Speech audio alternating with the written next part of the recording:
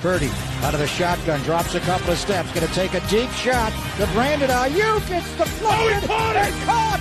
Cousins, first read taken away. Left side, he throws. Wide open hit. Being able to make a play on that football. That's where Sutton was so good last year. The red zone. Nix evades the save. Nix the fake. Another fake, and he spins into the end zone.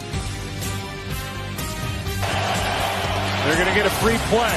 Rodgers is the master at it, and a touchdown by Lazard. Jones on the fake. Pressure coming, and he's sacked by Parsons. God, corner. Open man Hudson.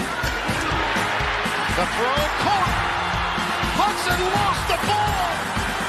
Looked like a touchdown. Instead, it's a turnover. On the pocket.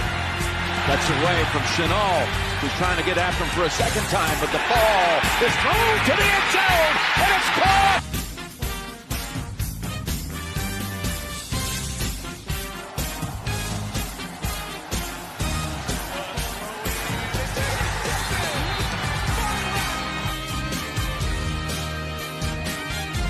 On it to McCaffrey, right up the middle, and a stiff arm. McCaffrey for 6.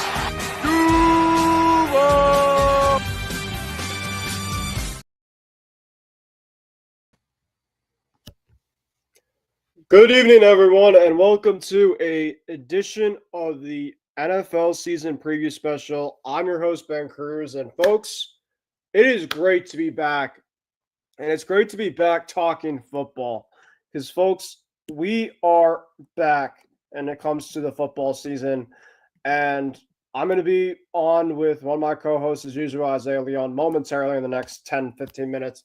But, folks, make sure to follow us on the IM6 and the IM6 and the MI6 Sports Network, where you guys can get all of our coverage over at different places, whether it's going to be on Twitter, whether it's going to be on Facebook, whether it's going to be on YouTube, and much more.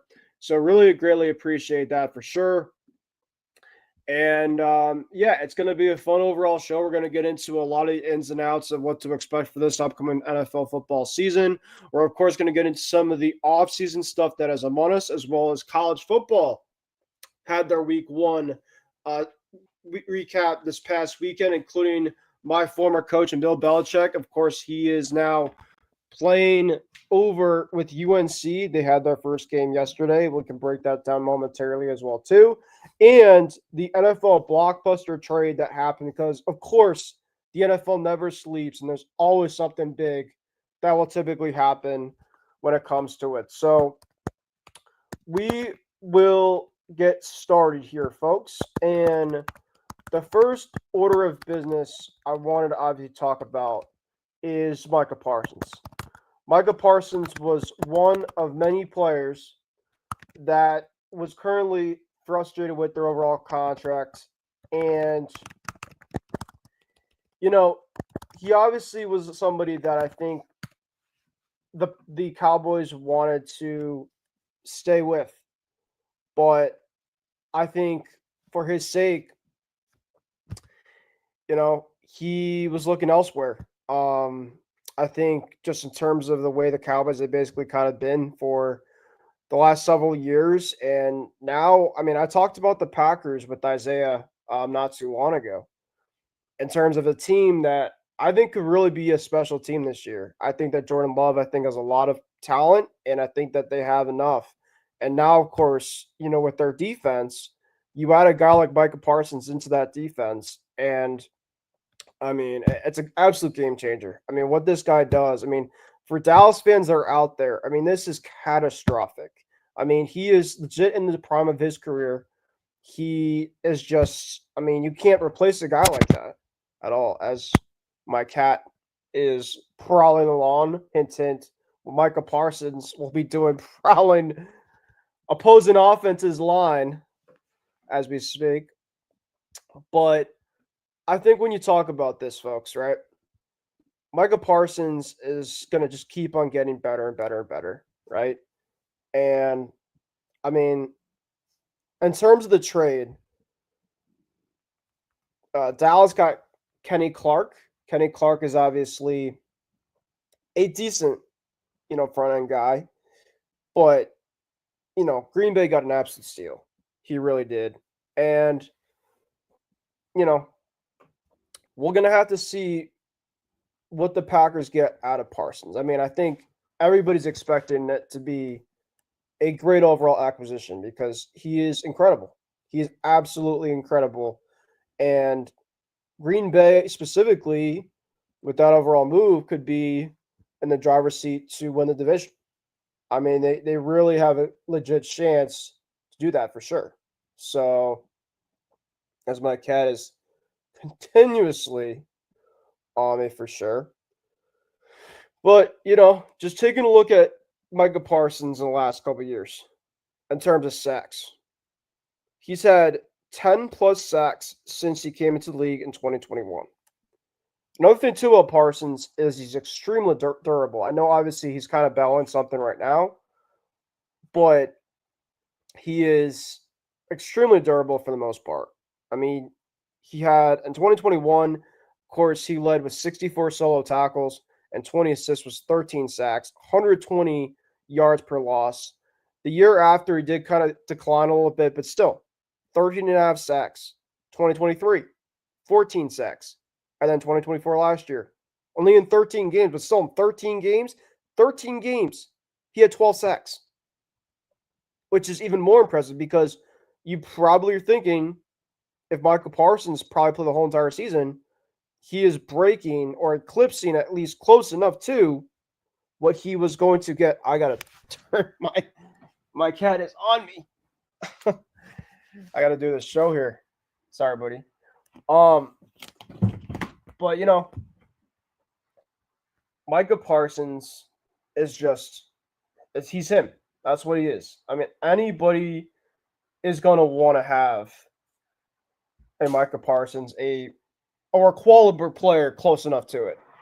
And the Packers just got immensely better with their franchise. Now, for Dallas fans, if you're looking on this side, I mean, Jerry Jones, of course, has been a thorn in Cowboys fans' hearts for years and years and years in terms of the expectations. Every year, the matter of we do so well in the regular season just for us to collapse and fall apart. And it's a weekly cycle for this Cowboys team, and obviously they paid CE. Obviously, you still have Dak. But this was the guy.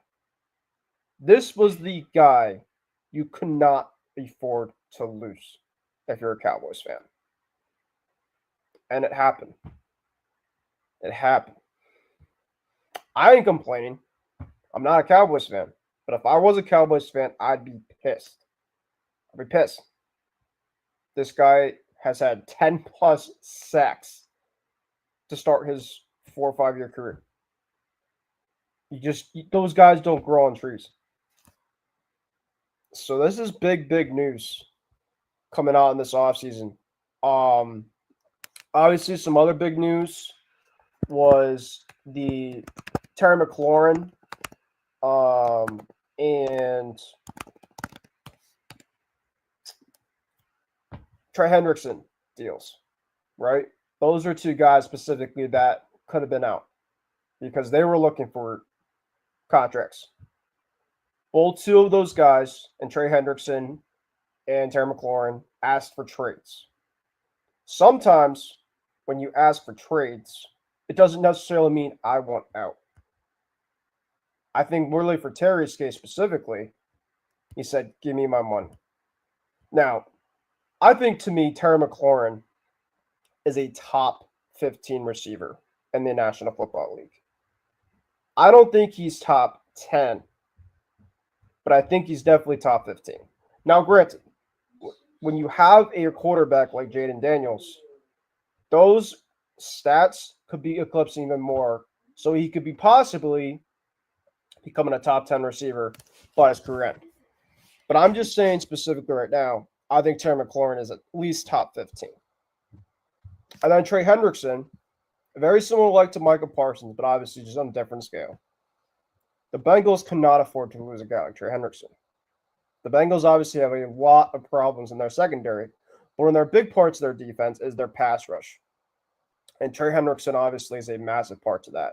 So obviously if Hendrickson got moved, which I didn't think was going to happen either, the Bengals were going to have a hard time with their pass rush and their front as well as their secondary, which of course has not still been addressed till this day after the last several seasons needing to be addressed.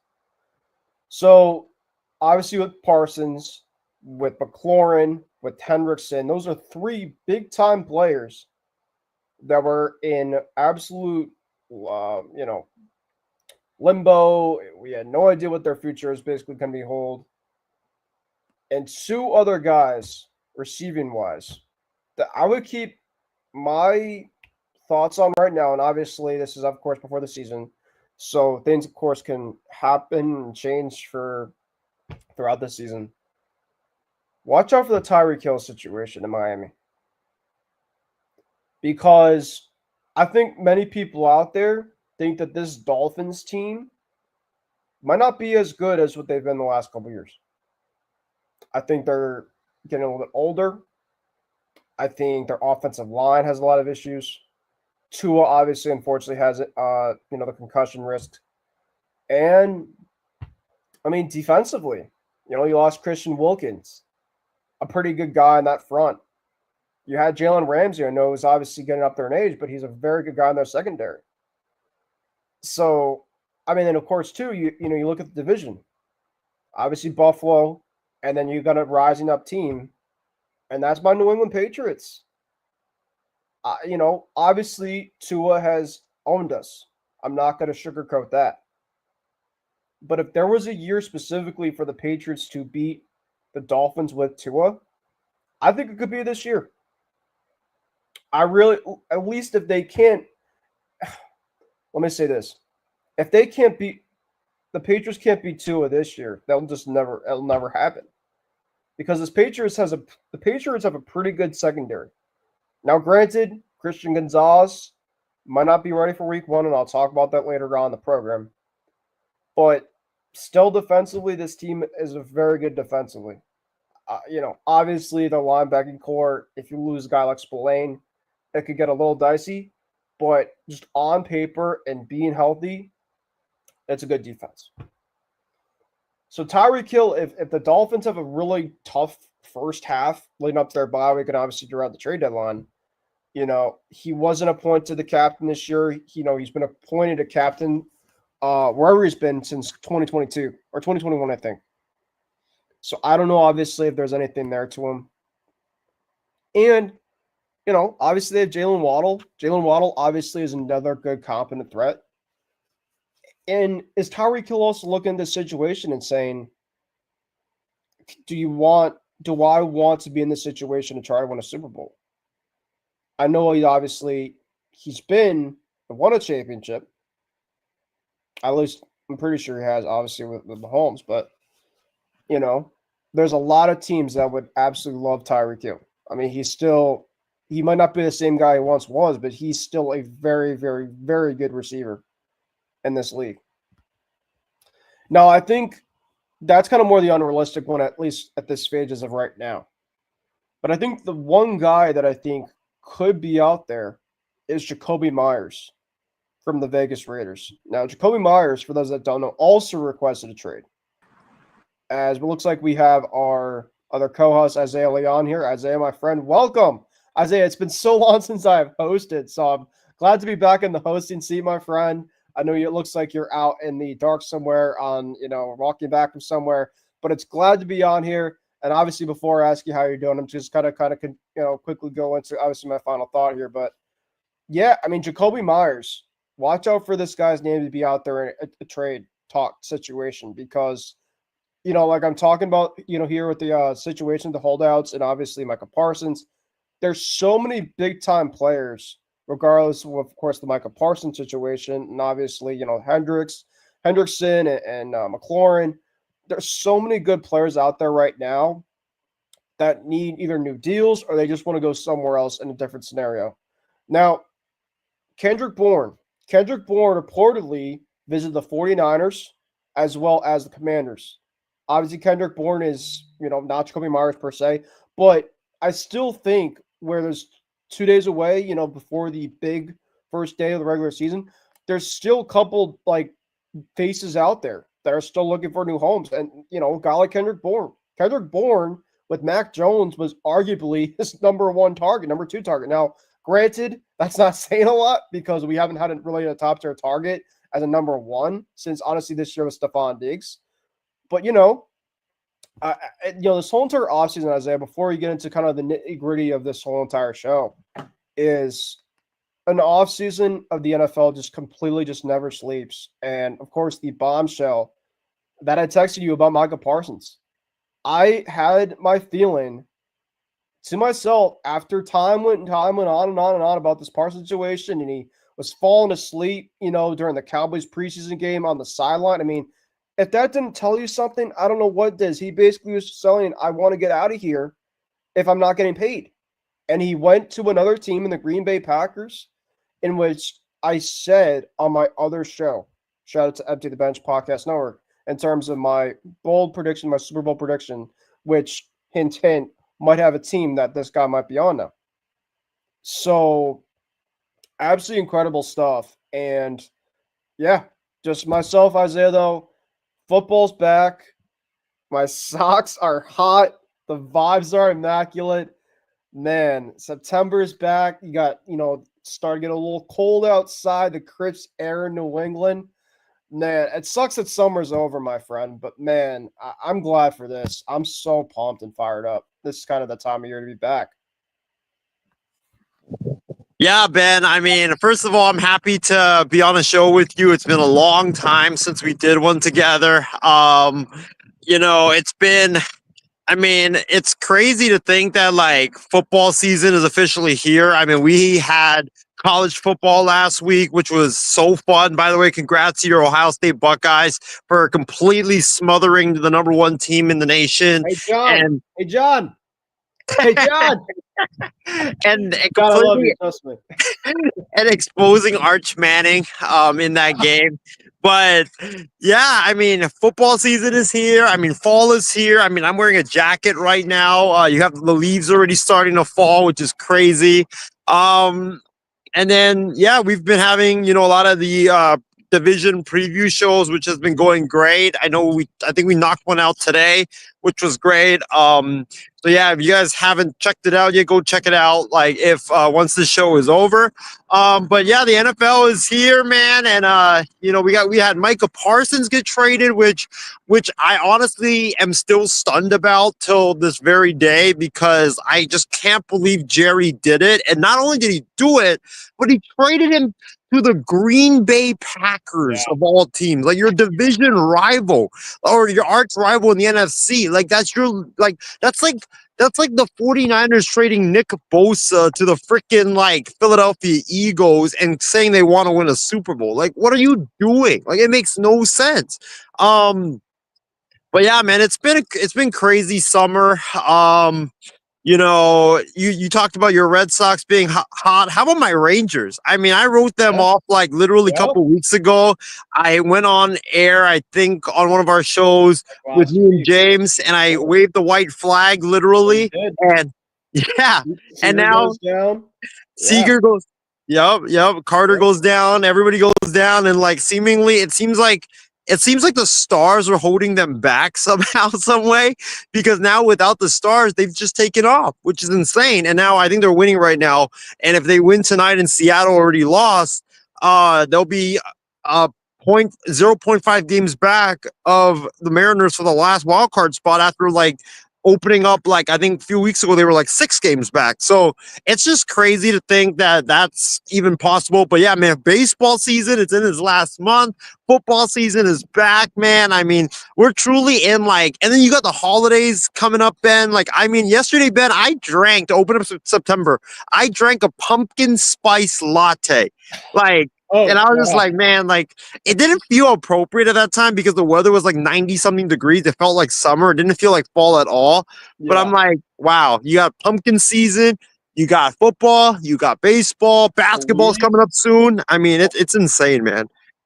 Yeah, no, it's absolutely incredible. And, like I said, we're about 48 hours. I mean, I'm about almost 24 hours away because, it's almost 30 minutes until the top of the hour here. But yeah, I mean, Isaiah, I agree with you. It's one thing about, the Cowboys getting rid of Micah Parsons, of course, their best guy. It's another thing for Jerry Jones to basically publicly say, oh, we feel like we're a better team without him, stopping the run. Excuse me? Did I hear that right? Micah Parsons is your best, not only your best defender, but you're probably your best player. So did I hear that right? Isaiah, I said before you came on here that in 13 games this year, Micah Parsons had 13 sacks this past season. Micah Parsons has had 10 plus sacks in his overall career coming into this league. I said, you don't grow these type of players on trees. This is a complete, massive loss. That's like us losing, Drake May or Christian Gonzalez. That's like Commanders losing Terry McLaurin. Funny enough, obviously Terry McLaurin, of course, was potentially going to be on the move. I doubted it.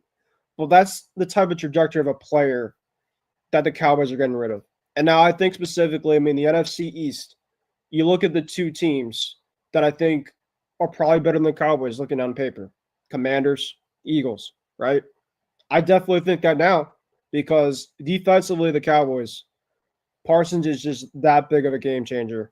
And now obviously he's in a different place, which it's still going to blow my mind. It's absolutely bonkers. It's like, I hate to cross sports, but it feels Rafael Devers-esque in terms of a trade where it's just like, boom, like potentially, the holdout, this and that. Of course, Devers obviously had, his stuff publicly about, switching stuff and all that type of stuff. But you didn't think it was actually going to really happen until you actually see it.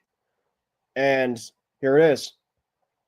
So, Isaiah, I really want to quickly talk about the Bill Belichick stuff because obviously that was my coach for the last 20 years. And I just quickly have to talk to you about that. I personally have to say it's completely frustrating and it's disappointing. But I look at the rest of their schedule, and I think outside of TCU and Clemson, I think their schedule is fairly favorable. And I know, obviously, the reactions and everything, you kind of had a feeling that if you fell on his face for the first game, the reactions were going to be flooded. And if things were reversed, it still would have been flooded. It'd been like, see, now you could obviously win without Tom Brady, but now in college, obviously the girlfriend, the 24, 25-year-old girlfriend would not have been an overall difference maker. See? But now, specifically since his team got toasted, guys, you got to think about this. Bill Belichick did not coach for a full overall season. He just now comes into a game against, honestly, one of the most underrated quarterbacks in college football. And then you obviously have these kids, which, of course, UNC is still trying to get their recruits going. It's a tough situation. It's a tough situation. There's so much that he could do.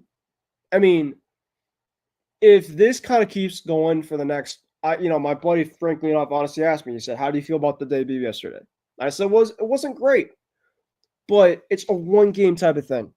You give it about a 4 to 6 week sample size, and if it's still like this, then okay, because I think really for Bill, this is kind of a only year type of thing. I really do, because he obviously is getting up there in age, and he wants to try something different, which is fine. It's fine. And if UNC has a really good overall season, it's a basic incentive of recruits coming back to play for him because just his overall name. And, I think just UNC with Bill, he's going to get the money regardless. I think, Bill is honestly the last one that's worried about his overall job security after one game because of that. Granted, yeah, he got embarrassed. It was the last game of the college week 1 season. Everybody was watching Monday Night Football. Place was bonkers. They had a fantastic opening drive. And then shit kind of hit the fan. that UNC quarterback, that was basically a wannabe Michael Penix. I don't know what he was doing out there. And then he obviously put this other guy in Max Johnson, which he was playing better. And so I'll be curious to kind of see where they were kind of ride out for the remainder of the season for their quarterback situation. But I mean, it was bad. I'm not sugarcoating that, but people kind of take a chill. People got to take a chill pill because Bill is a type of coach where if you write him off for at least a game or two, people, UNC will win their next game. People will be right back on the whack. So, yes, it was bad, but take a chill pill. It was bad, granted, but we'll see what happens.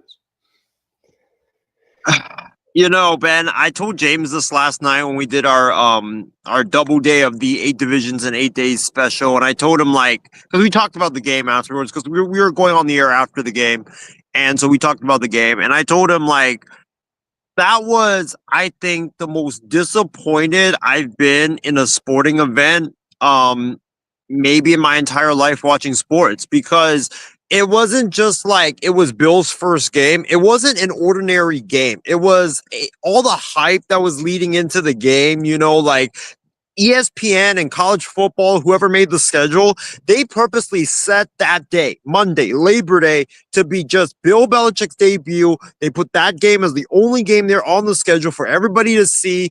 And it was at Kenan Stadium, the place where Bill Belichick grew up. There's a picture of him as a kid sitting at Kenan Stadium as his dad is coaching UNC. And it's like a coming home party.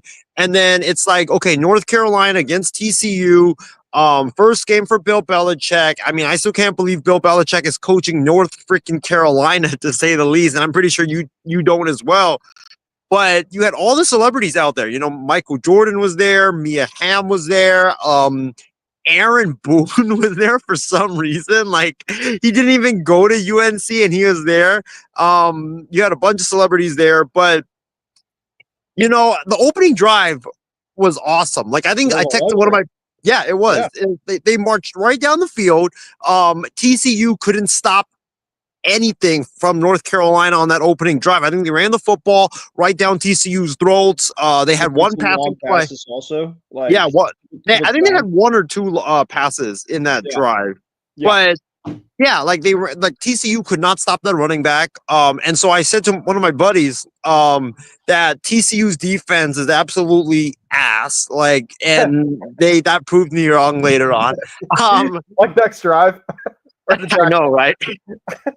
But and then I also when he scored the touchdown, I told my friend dude, UNC is gonna blow TCU out. This is not even gonna be a game. And that obviously flew flat in my face. And also I said that, hey, I think UNC, because I picked UNC when we did our college football preview show, I picked UNC to go to the playoffs as one of those wild card teams, not the conference winners, but the other teams that aren't the conference winners, because I think their conference is not that great. So it was very disappointing in the fact that you had the whole stage set up for it to be a ginormous party. And then for it to go like that was disappointing after the opening drive. I don't know what happened. UNC just completely completely forgot how to play football. They stopped tackling. It was they couldn't tackle. On the opening drive, they were very aggressive getting after the TCU quarterback. The pass rush somehow disappeared after that opening drive. They stopped tackling after that opening drive. The offensive line for North Carolina forgot how to block after that opening drive, which doesn't make any sense. It just felt like the entire team completely quit after that opening drive. I was so befuddled because I was I don't know what I'm watching, because that wasn't what was that did not look like what happened on that opening drive. It looked like a completely different football team out there. And Ben, I'll say this, I think 2 things. Number one, for TCU, that quarterback, like you mentioned, he looked poised, he looked accurate, running around in the pocket, when things were breaking down. I was very impressed by him. I was super impressed by that running back of TCU. I forget his name, but I forgot the guy, and I told James this last night, that guy reminded me of Ashton Junty. The way that he's able to, run through contact.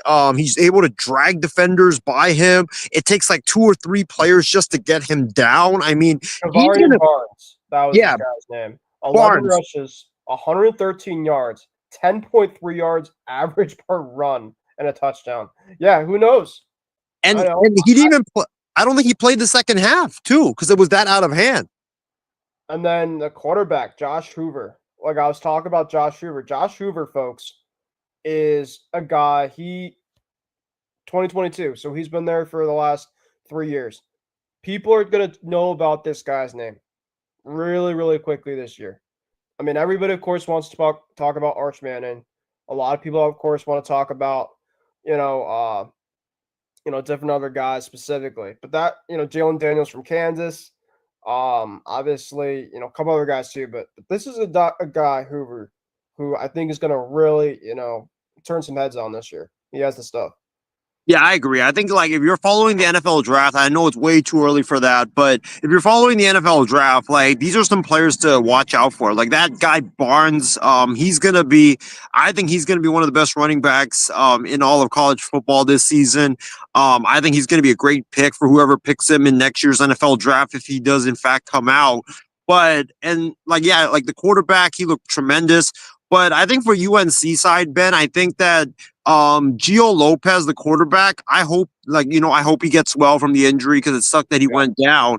And I hope he has like a speedy recovery. But I don't think he should see the field for UNC ever again because he didn't pose a threat to the opposing team with his arm. He tried to run the football, and I guess that's what he was known for at South Alabama when he was really good there. But when you're playing at South Alabama and you're playing in the Sun Belt Conference, it's way different when you're playing in the ACC and the big boy conferences than you are playing in South Alabama, and he got exposed. And so I think that Bill Belichick needs to ride with Max Johnson moving forward because at least with Max Johnson when he came in, I don't know if you watched the entire game, but I didn't know. But you did. I was kind of following it. Yeah. Max Johnson, like the guy was able to like throw the ball down the field. He was able to throw the ball in the intermediate area with accuracy. Like he at least posed a threat and got the passing game going. Whereas Gio Lopez, like, dude, there's a stat out here. I don't know if we can pull up this picture, but Gio Lopez right here, ESPN was trolling him last night. The guy literally spent 128 minutes from his first pass that he completed until his second pass that he completed. Like 128 minutes. You know how long? We're not talking 128 seconds. This is 128 minutes. He didn't complete a pass, Ben, for 2 hours and 8 minutes. And the football game was like 3 hours long, 3.5 hours long. This dude didn't complete a pass for 2.5 or 2 hours and 8 minutes. How is that even possible, dude? Like that you don't complete one single pass for 2 hours. That's insane. But yeah, he can't be the starter moving forward. I think Belichick's got to ride with Max Johnson. And I think you're right. I think people need to take a chill pill and take a step back because UNC, I think, will be fine. Like, I know it's a bad loss, but you look at the rest of their schedule. They got Richmond and Charlotte. Those are going to be easy wins, right? Those are like Division II schools. And then you have UCF, who had to have like a late game interception to beat Jacksonville State, of all teams. So they're not that good.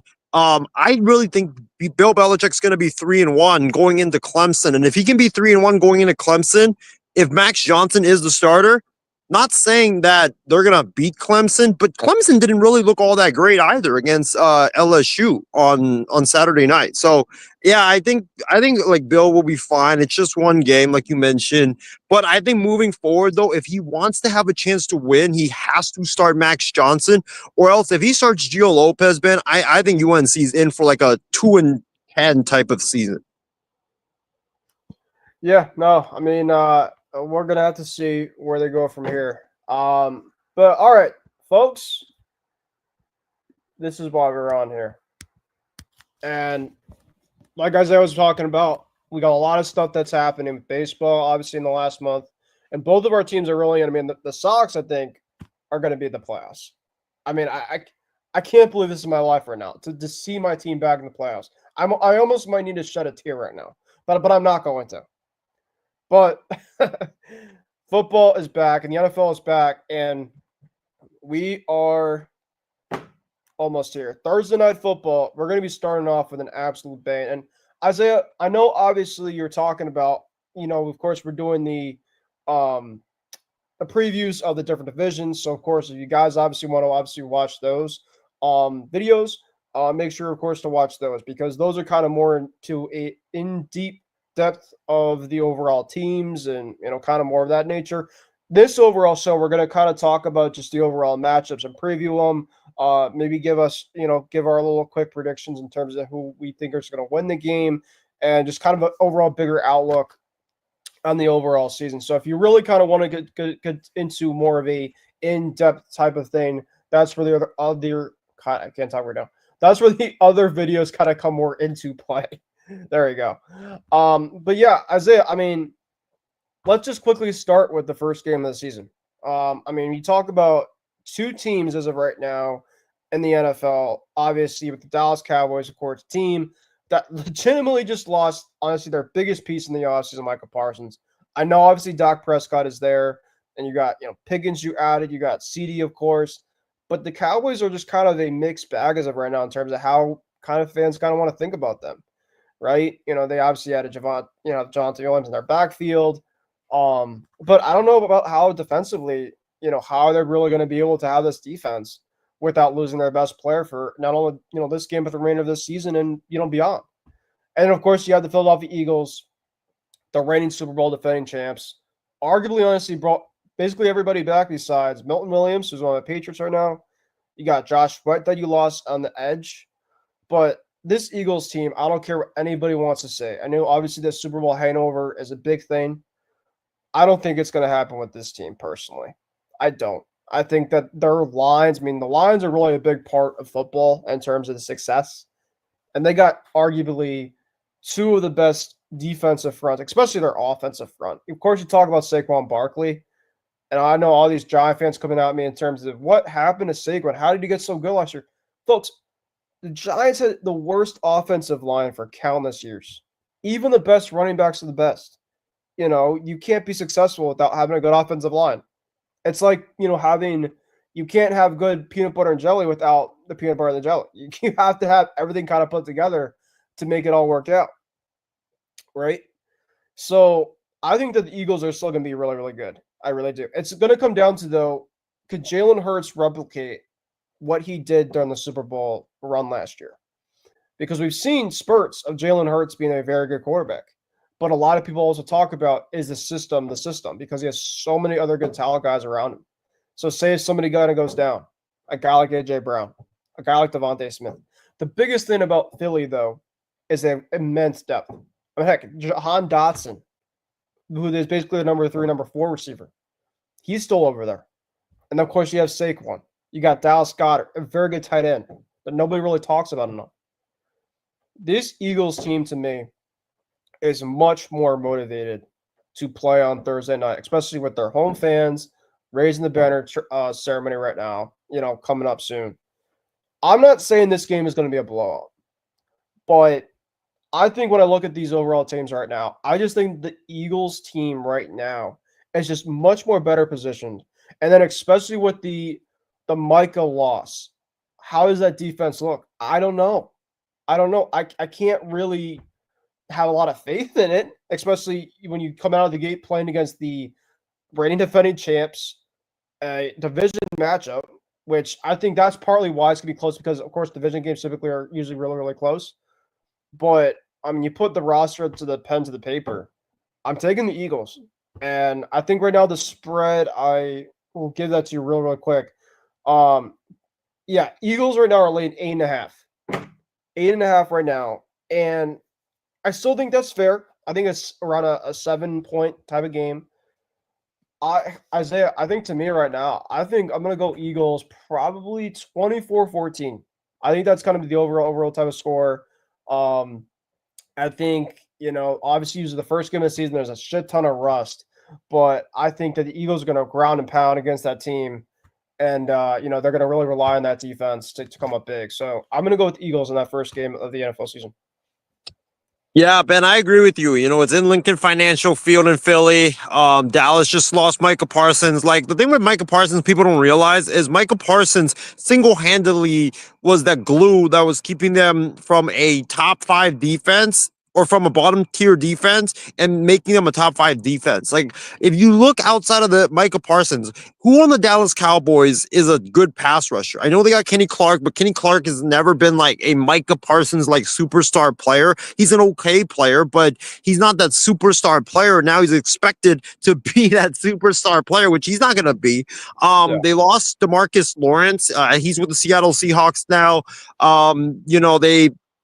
I know they re-signed Deron Bland, but they've got a lot of question marks in their defense in terms of their pass rush, their defensive line, and also their secondary. They have Trayvon Diggs, but outside of that, you don't really have anybody else that you can rely on. And then with the offense, I mean, Dak Prescott's always throwing interceptions. Who's going to be the running back to run the football effectively there? And then, you have CeeDee Lamb, but who can be that second option that will stand out outside of CeeDee Lamb? I think Philly's just going to be too much. Their offense, too many pieces with Saquon and with, the receiver weapons and also the tight end Goddard as well.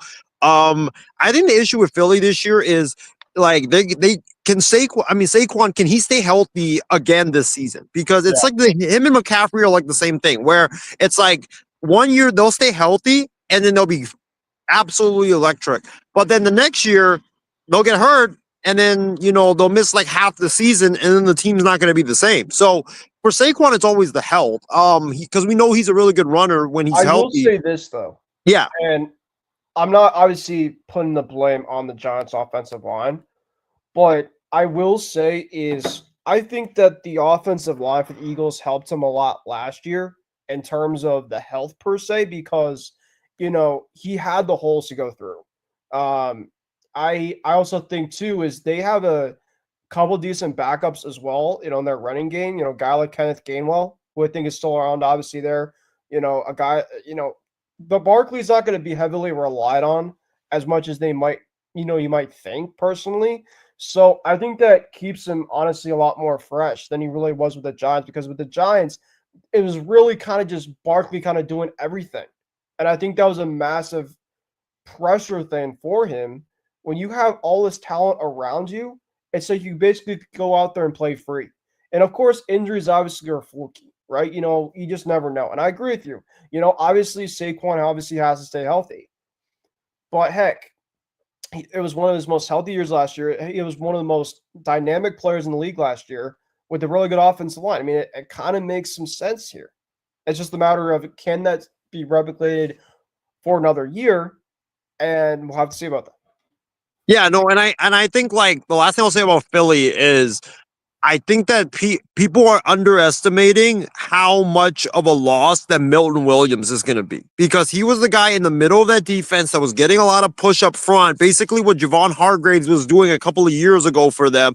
He got a lot of push up front and he got a lot of sacks. He was able to stop the run and he was able to take on double teams and triple teams and then let the other guys, on the outside feast on the quarterbacks by getting one-on-one matchups. So I think that with him being gone, now it's up to Jordan Davis, the big fella they drafted out of Georgia.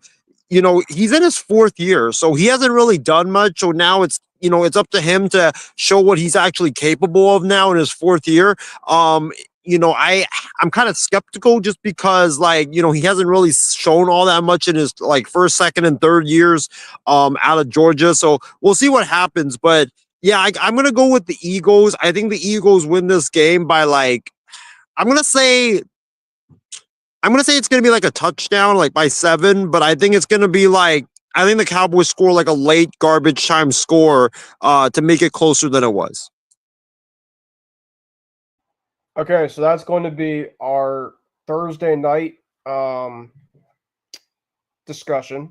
So let's get into the Friday game, because yes, folks, football, you get not only a Thursday game in week 1, but you got a Friday game. You're going to have a full-on weekend, Isaiah. Think about this. A full-on weekend of football. The first full weekend, it's that's when you pretty much hit, because then you have week 2 of college football, right? You pretty much have a lot of that. And then you got the peak part. I mean, it's just going to be the dominoes basically starting to pile down. And so for Friday night, you got a AFC battle between the Kansas City Chiefs and the Chargers. Now, obviously, this game is international. Remember, last year's game was international between the Packers and the Eagles. A lot of people were talking about the turf in the field last year. Of course, they were playing in absolute monsoon conditions. I'm trying to remember. I think the Eagles won that game. I'm pretty sure. Was that in Brazil again, Ben? That game from last year?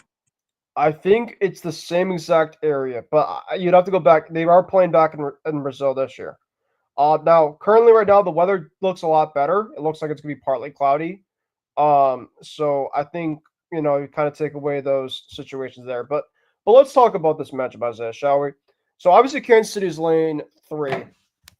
And I will say this about Kansas City. Of course, Kansas City, they were trying to go for the first three-peat in NFL history for years.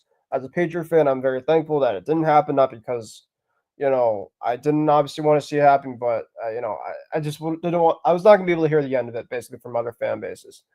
But, regardless, you got the best quarterback in the league in Patrick Mahomes.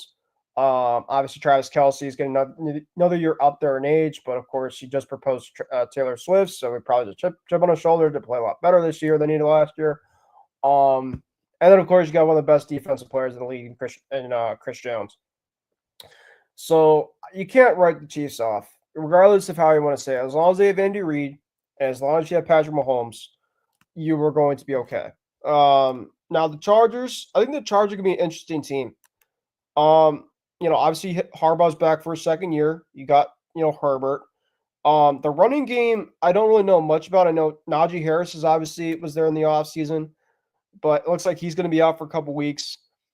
Quentin Johnson obviously wasn't great last year for them. It kind of really took him a lot for him to kind of get going. You really blossom with the guy, Ladd McConkey, who was going to be, I think, another, great year for him for Ladd. And then, of course, you had a familiar face in Keenan Allen, who's going to be the number 3 receiver. And then your tight end 1 will be Will Dissly. I mean, it's not bad. I'm gonna say that it's not bad, but we've kind of seen this with the Chargers when they've had to play against the Chiefs. It always just kind of feels like it's like their punching bag. It's almost like they just kind of know the overall recipe, regardless of where the game is played, what time it's at. I'm going to go with Kansas City Chiefs, Isaiah, but I will say this. I don't think the Chiefs are going to be blowing teams out like they used to be. I mean, heck, they haven't really been doing that the last couple of years. And, I mean, I know obviously Rashee Rice is going to be out for, I think, 4 to 6 weeks because of the suspension that he has. So, obviously, that's another big loss. Pacheco, obviously, I think is going to help them a lot. They've really had to hurt him a lot, last year with his injury. So I do think that the Chiefs offense will be a lot more dynamic this year than it was last year. I think they're going to get some guys back. It's going to help them out. Their defense, though, is suspect. I will say that secondary. I mean, they obviously have McGuffey there, but they're suspect on that secondary. They give up a lot of big plays. Is it McDuffie on the Titans now, or because I know the Chiefs traded someone big to the Titans? It was L'Jarius Sneed. Okay, never mind. Yeah, but still, I mean, Sneed is obviously a big loss for them as well too. But yeah, you obviously have McDuffie. You got Chris Jones. I mean, it's not like their defense isn't bad either, but I think it's very, very susceptible. I mean, the Chargers, it's kind of like, to me, the Bills to the Chiefs in terms of the fact is, like, it's not typically because of the quarterback is the reason why they lose this game. It's typically because the defense for the Chargers just does not do enough at the end or during the game against a guy like Patrick Mahomes, and he just always seems to obviously have his number. So given that overall thing there, I'm rocking with the Chiefs. I mean, it's not going to be, being overseas. I don't think it's going to be – I think it's going to be close. I think it's going to be a good game. But I'm going to go Chiefs 23-20. I think it's going to be kind of a down to a field goal. Chargers might have the ball late and might have a chance to, potentially win or tie it, and they don't do enough. So I think it's going to be a good game, but I just think that the Chiefs, I'm going to take the talent. And I think, talk about the talent and the and the experience, over that team. I'm going to take the Chiefs. Ben, I'm going to shock you. I'm going to go with the Chargers. I think that that's the thing. I though. think It's not really a shock. It's not a shock, but I mean, I'm going to go with my gut and my heart. And heck, I mean, I respect the overall thing. I mean, I think this is honestly a toss-up. I really do.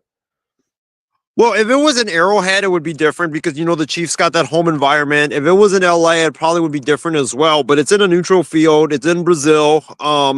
Chiefs fans aren't really like national. They're not like national out there. So I think the Chargers, I think it's going to come down to Justin Herbert executing late in game to be able to help the Chargers move the football down the field and score a game-winning touchdown. Like, I think it's going to be, like you said, a close game. Division matchups are always close. But I think that with this game, both teams, the Chiefs and the Chargers, you talk about their weapons, kind of underwhelming from both sides. The Chargers, like you mentioned with Disley, McConkey, the Chiefs, we don't really know, like they don't really have that number one receiver that really stands out. And then you look at the defense, it's kind of suspect with the secondary.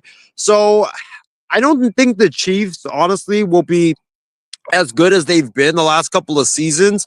But I think the Chargers win this on a late touchdown from Justin Herbert to, I'll probably say Ladd McConkey. I don't know who's going to cover him. He's very fast. He's sneaky as well. So I'm gonna go Chargers over Chiefs with a late game touchdown.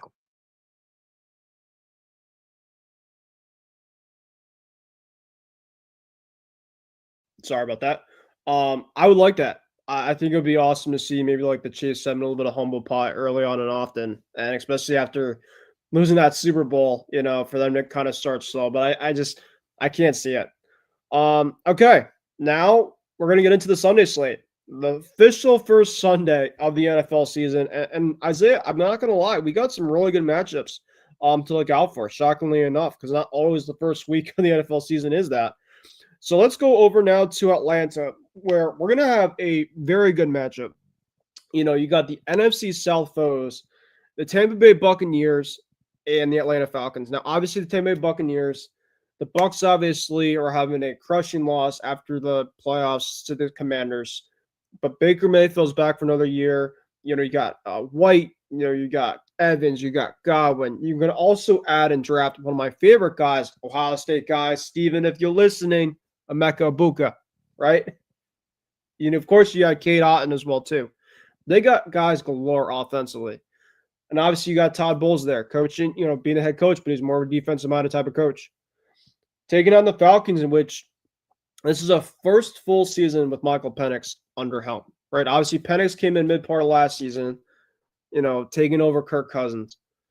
And these two matchups here, it's really a back and forth. The Falcons won in Tampa last year, and they also I think they also beat Tampa in Atlanta as well too. But I mean, both games are close. Both games are close. Now, Tampa right now is rocking 2.5, which I think is basically, saying it's coin flip, which it should be. I think both teams are very, very good. I love the hire of Morris for the Falcons. I think that Penix is really going to be awesome this year for them too. You obviously got, Drake London and Darnell Mooney, and obviously you got Bijan in the backfield. And I love their defense too. Their defense should be a lot of fun to watch. I mean, Jesse Bates in that back end as well too should help them. So, I mean, they're obviously favoring Tampa Bay, but I'm going to go with Atlanta. I think that Atlanta, they're at home, and this is one of my more sleeper teams to watch this year. Something just tells me it, of course, they're a hungry group, and, obviously they played really well against Washington that last game, in the NFC last year. This, I think, is going to be a team up on the rise. I really do, and I'm gonna go with them, but it's going to be a good game. I think it's going to be one of the best games of the Week 1 slate. Well, Ben, I think you're right. I think this is going to be one of the best games of the Week 1 slate. I think that, you have two teams that aren't really strong defensively. They're really good offensively, right? They've got a lot of weapons. Drake London for the Falcons. The Buccaneers got Mike Evans, Emeka Egbuka, like you mentioned, with White, the running back. So I think this is going to be like a shootout, like in the mid-30s for both teams. And you know what? I'm gonna roll with the veteran Bucks. Like I think the Bucks get it done late, but it's gonna be like a really close back and forth, fun type of matchup. I'm gonna go Bucks 33-30. I think it's gonna be like a game-winning field goal to win that game because I don't trust both of these defenses to be able to get a stop. Like I think it's gonna come down to either who can get a stop late or who has the last possession to be able to score to win the game. Like I think it's gonna be that close of a game. Okay, so far our week 1 picks. I have Eagles as well as you. You have I have the Chiefs. You have the Chargers. I'm gonna start tracking a lot more of our picks this year. You have the Bucks, and I have you have the Bucks. I have the Falcons. I can't wait to see what I'm batting at the end of the season with these picks. Okay, no, it should be a lot of fun. So I'm gonna keep track of them. Okay, next game we got in the 1 o'clock slate is an interesting match because it's 2 teams in the AFC North. One of the teams that had a really disappointing year. Granted, obviously, the defense, that back end, still a work in progress. But, this is a guy that, honestly, the coach doesn't do well again this year. I think he should be on the hot seat. Funny enough, 2 guys. You got the Cincinnati Bengals with Zach Taylor, and you got the Cleveland Browns, which granted, I don't think anybody's expecting anything from the Browns this year. They are a dumpster fire. Obviously, you lost Chubb. They lost a bunch of stuff. I mean, their best guy, I think their best receiver is Jerry Jeudy. No offense to Jerry Jeudy, but he's basically number 2, number 3 on a lot of good teams. So, yeah, I mean, but the biggest thing about the Bengals that I always worry about is their starts to the season. It's a track record where they've had very, very slow starts to the last couple seasons here. And people want to, turn their heads and what the hell's going on with them. But I got to say this. I mean, this is kind of a trap game. It really does. I mean, the Browns are starting Joe Flacco. Joe Flacco has had pretty good success, I feel like, in division. Of course, he's played with the Ravens before. The Bengals right now are laying 5.5. And I know, obviously, I think the Bengals won against them last year, but it wasn't pretty. Now, I think that the Bengals are trying to get themselves on a really good start to this season, and that's where their starters played a lot more of the preseason than a lot of other starters did for the other teams. So maybe there's a certain incentive for them to kind of get going. But I tell you this, Isaiah, I mean, if the Bengals are in a bad stretch this year, I mean, Zach Taylor is going to have a ton of head spinning on him. It's just getting to that point in time because this team should be a lot better than they should be. And I know, obviously, they finished off the year really good last year, but you kind of look back the last couple, seasons. To start the seasons are always critical, and they've never had that. So since he's laying 5.5, and because the Browns defensively don't have enough, it's so tough. It favors Cincy, but you know what? I'm going Cleveland in an upset. I really am. I gotta go. I mean, the Browns front with Myles Garrett, I think, can get to that, Bengals offensive line.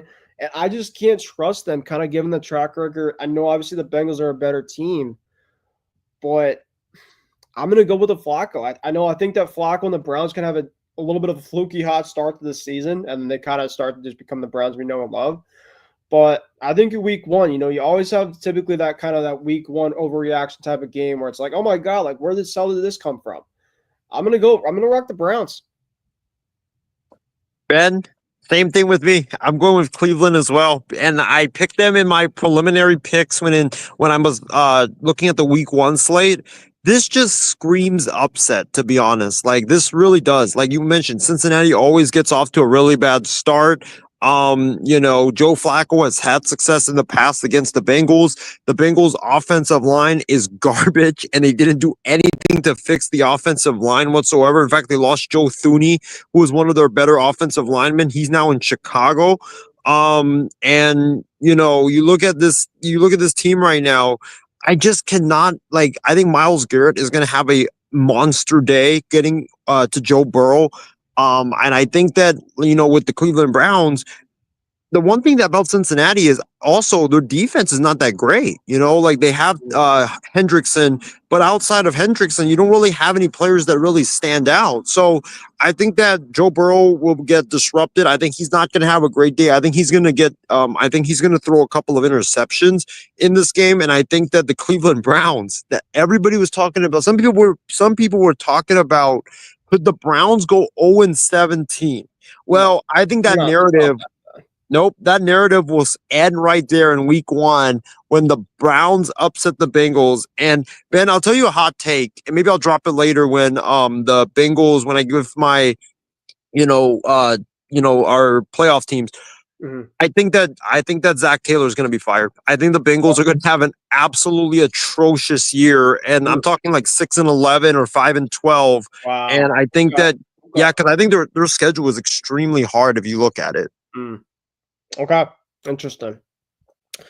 All right, next game is you talk about the battle of the mid, the Dolphins and the Colts. Two teams I think really are just kind of on that. The Dolphins feel like kind of a team more of an aggressive, stand at this point in time. The Colts obviously are starting Daniel Jones. So, I mean, you kind of weigh the two, and it's like you got a team that's kind of and against a team that's kind of like right? And so right now the line is kind of funny enough. The Dolphins are laying Indy's laying 1. Man, this is just, if you're a gambler out there, you do not want to bet a game like this at all. But you know what? I don't know. I'm gonna go the Dolphins. Because I mean, I would say I guess I'm gonna go 2 over Daniel Jones. I don't know how Daniel Jones is gonna be the kind of star with the Colts. I'm not a big believer in this Dolphins team, but I do think against a team like the Colts, this kind of screams like a 20-17 type of game. The over under now is 46.5, which I think is extremely high for those two type of offenses. But I'm gonna go Dolphins, but it's not gonna be a pretty game. Yeah, I'm gonna go with the Dolphins as well. I think that the Colts, Daniel Jones is a placeholder. He's not gonna be the long-term quarterback in Indianapolis. Anthony Richardson might be one of the biggest busts that we've seen in the NFL, given like the draft pick and the hype around him. And I think that with the Dolphins, look, the Dolphins are not like the best of teams. They have the talent, but they don't have like the chemistry. It seems like the players have kind of quit on Mike McDaniel a bit. I don't know if you agree with me on that, but I think with Mike McDaniel, like he's a great offensive play caller, but he's not a leader. And that's what I was worried about when the Dolphins first hired him, was that he was not a leader of men. And you see right now, people are criticizing his practice schedules and stuff like that.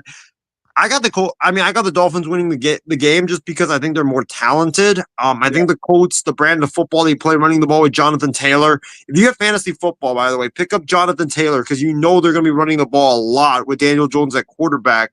But I'm going to go Dolphins. I just think they're more explosive. I'm going to go Dolphins by like by a comfortable margin, like by 10 points. I just don't think the Colts have the offensive firepower to be able to keep up.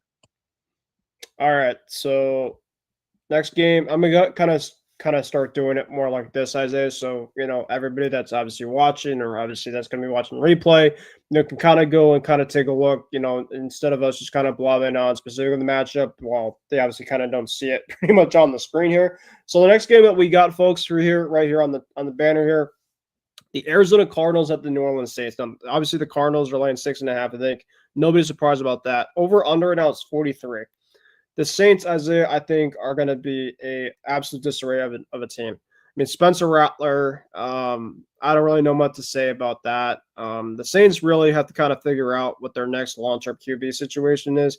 Maybe it's Rattler. I don't know. Obviously, Derek Carr wasn't going to be there long-term. Unfortunately, he just dealt with so much injuries per se. But the Cardinals, I don't really know what to make of them personally. Kyler is just always just kind of that wild card of an overall quarterback. He has so much ability, he has so much talent, but can it be consistent, right? I'm gonna go with the Cardinals though. I really do like them in this overall matchup. I just don't know about how their season's gonna be, but I do think that they're gonna win this game.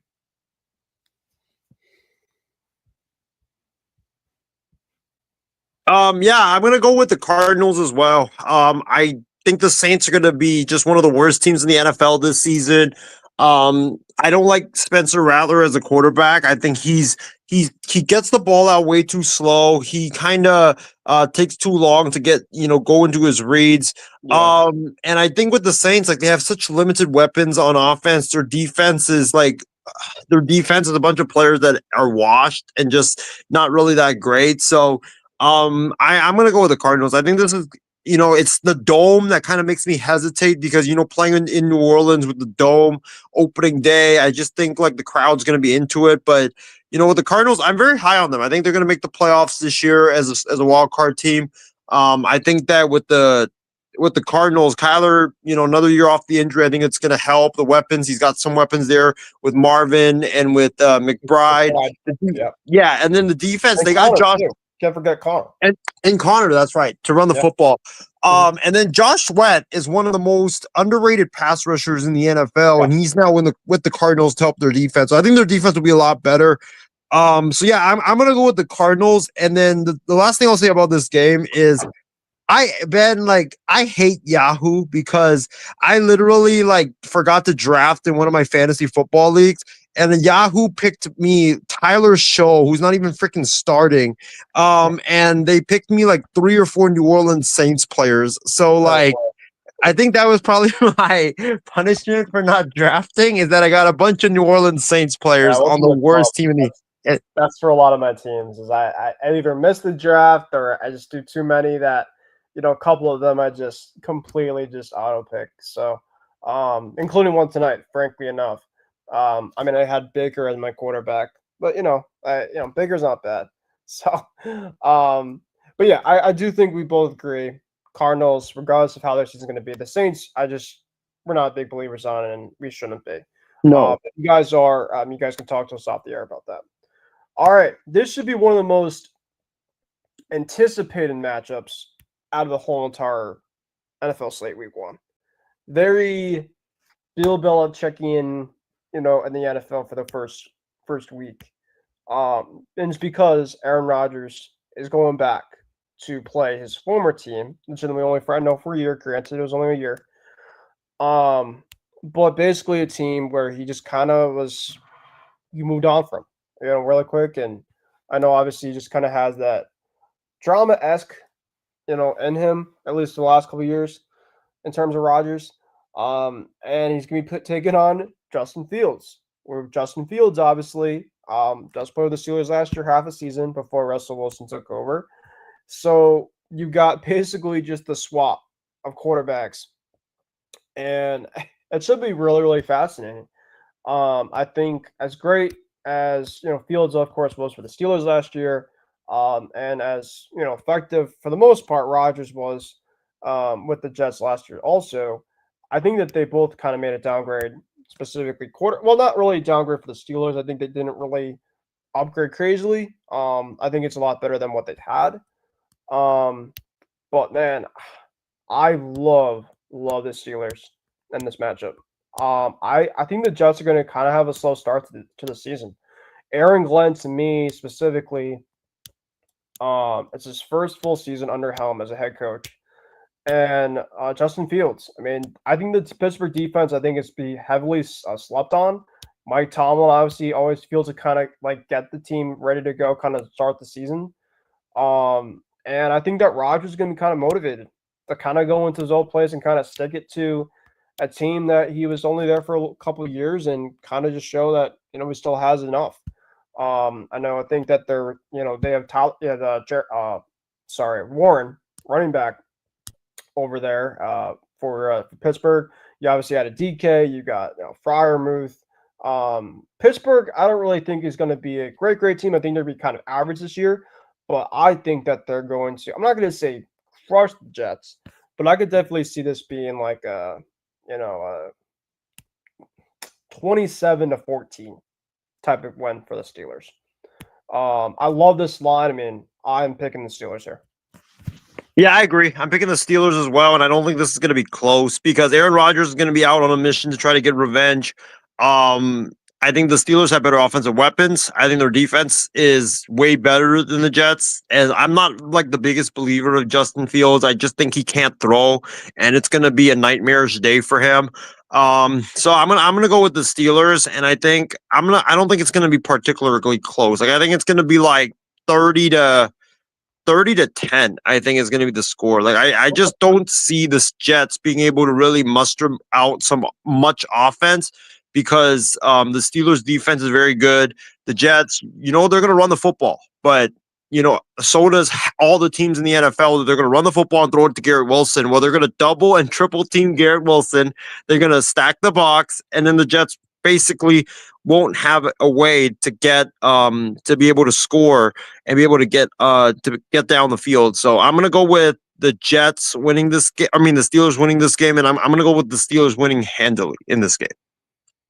It's so funny too because not only you predicted a blowout. I'm just reading actually a tweet from Rich Meany, who is a Jets beat reporter. He said that according to Vivid Seats fan forecast projection, it looks like that 48% of MetLife Stadium will be Steelers fans on Sunday against the New York Jets. So about almost 50% of MetLife Stadium looks like potentially for Sunday could be Pittsburgh Steelers fans. Now, obviously, Steelers fans travel extremely well. I've seen that at firsthand. When I've seen the Steelers play the Pats. But I mean, I think that between the Rodgers stuff, I think a lot of people are just really, they haven't really moved on from it. And the Jets, like you said, outside of their top weapon, and Garrett Wilson, they don't really have a lot offensively. I mean, of course, Breece Hall's there, but I don't know how they're going to kind of start, the year overall over in East Rutherford, New Jersey. And speaking of another team from East Rutherford, New Jersey, they are going to be going over to Landover, Maryland to take on the Commanders. This is it's actually a great transition because Russell Wilson is going to be making his Giants season debut. Of course, Russ was on the Steelers last year to finish off the Steelers season. Now he goes over to be the starting quarterback for the Giants.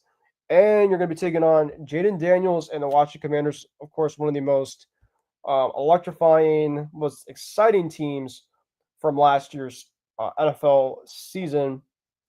Commanders are right now laying 6.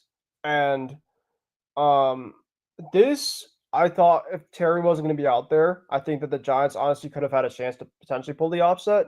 But I think that the Commanders are going to have a very good season once again this year. This is just kind of another come up. They kind of really just kind of got their feet wet last year, and now I think that this year they're just going to take off. And I think that they're going to be playing a Giants team in which, granted, Brian Daboll, it's just another year for them. I think their defense could be doing okay. I think that that's one thing the defense can, because I think the defense for the Giants might be the best defensive line in the division. However, quarterback Russell Wilson, who's getting up there in age, or Jaden Daniels, that's absolutely rising. Give me Washington to win their first game against the Giants.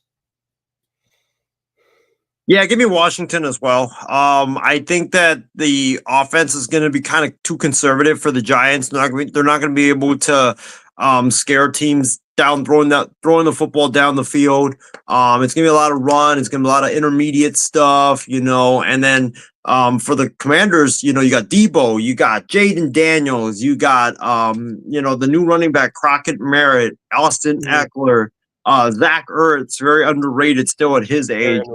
Yeah, so and then the defense for Washington, they are kind of suspect with Von Miller. Who knows how much he has left in the tank.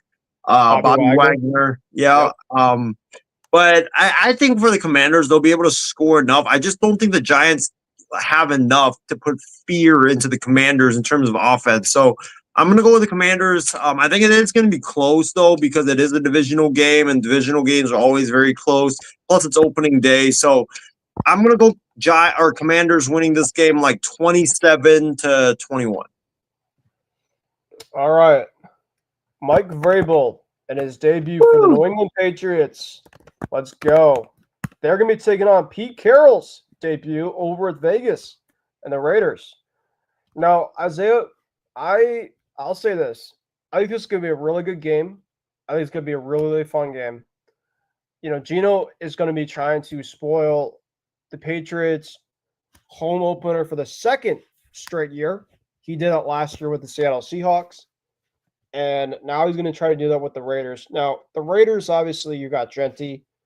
Gino obviously is there.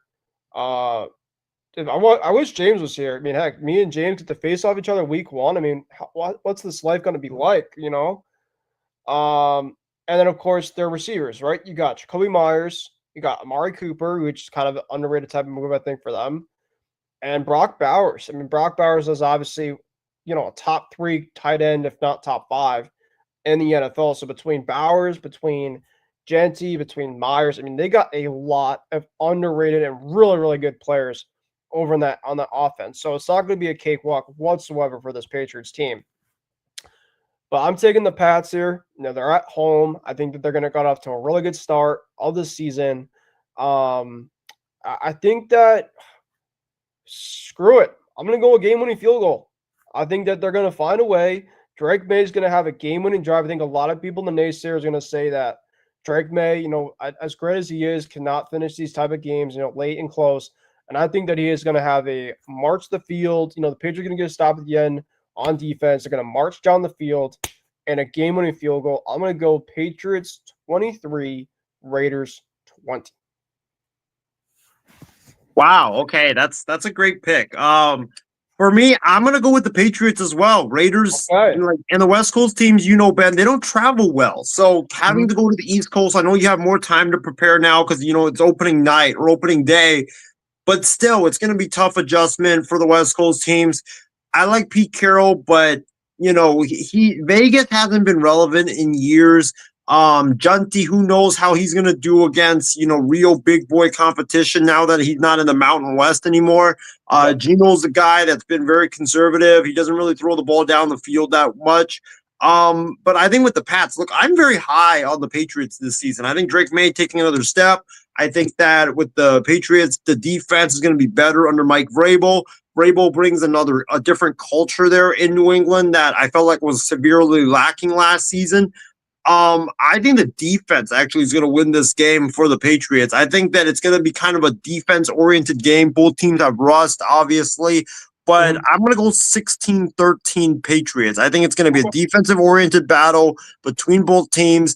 You might see some interceptions in this game because of the rust, but I think it's going to be defense for the most part that wins this game for the Patriots late. Isaiah, we're almost out of the week 1 slate. I think we've only had one mismatch between our picks, which is very unusual. Most of the time than not. So if that's the case, and we're going to be having a very good picks, my friend. It's going to be too easy, maybe. I don't know. But all right, we got one more 1 o'clock slate game, and that is the Carolina Panthers taking on the Jaguars. Now, I don't really know what to think about both teams because I think that the Jaguars are going to be better. Obviously you drafted Travis Hunter. But I think that the Panthers are also going to have a season in which they're going to make some strides as well, too. I know, obviously, that they lost Adam Thielen last year, so they did obviously lose a piece for Bryce Young. But I think that Bryce Young really kind of got himself kind of going mid part of the season last year. Right now, I think it looks like Jacksonville is laying 3.5. Yeah, they're laying 3.5. Over under is 47.5. Looks like Isaiah currently right now is having some technical difficulties. Looks like we have him back on. But I'm gonna rock the Jaguars. I think the Jaguars, to me, they're going to try to get themselves kind of back in this race here. And I think that Trevor Lawrence, obviously getting Travis Hunter back, Etienne's obviously there. I think that, between Brian Thomas and a bunch of other guys, the Panthers, I still think, are a little bit of ways away, but I think that they're going to be a lot more competitive this year. They'll be kind of sneaky. Obviously, it's a team you just don't want to, kind of hang around because I think that they're going to be kind of pesky this year. but I'm gonna go with the Jaguars to win this game. Here's going to be one of the very few times, Ben, that we defer. I'm going to go with the Panthers. But I think that, look, this game is going to be like, normally when you look at, like, in the past few years, Jaguars and Panthers, you're like, that's a terrible matchup, right? But I'm actually looking forward to this matchup. And the reason being is because, like you said, I think both teams are going to be better than last season. I think that Carolina, I'm very high on them. I like Bryce Young. He came on strong late. It looked like he fixed what was ailing him last season. Dave Canales is a very good play caller. You did see the Panthers offense take the strides necessary to be successful last season. And then the defense, the defense is underrated. I like what they brought in.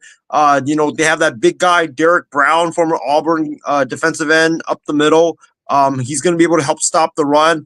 But I like this Panthers offense a lot. McMillan, the guy from Arizona who they drafted, I think he's going to be a big star for them. Travis Hunter for the Jaguars. I'm very excited to see how they can use him. Ben, I think I mentioned today when we were doing the AFC South preview, he is the Shohei Ohtani of football, like Travis Hunter. In terms of he can catch and he can defend. And we've never really seen a player that can do that. So I'm going to go with the Panthers, but I think it's going to be a close game. I think you're going to see a lot of offense in this game from both teams. So I'm going to go Panthers like 30-27. It's going to be a close game, though.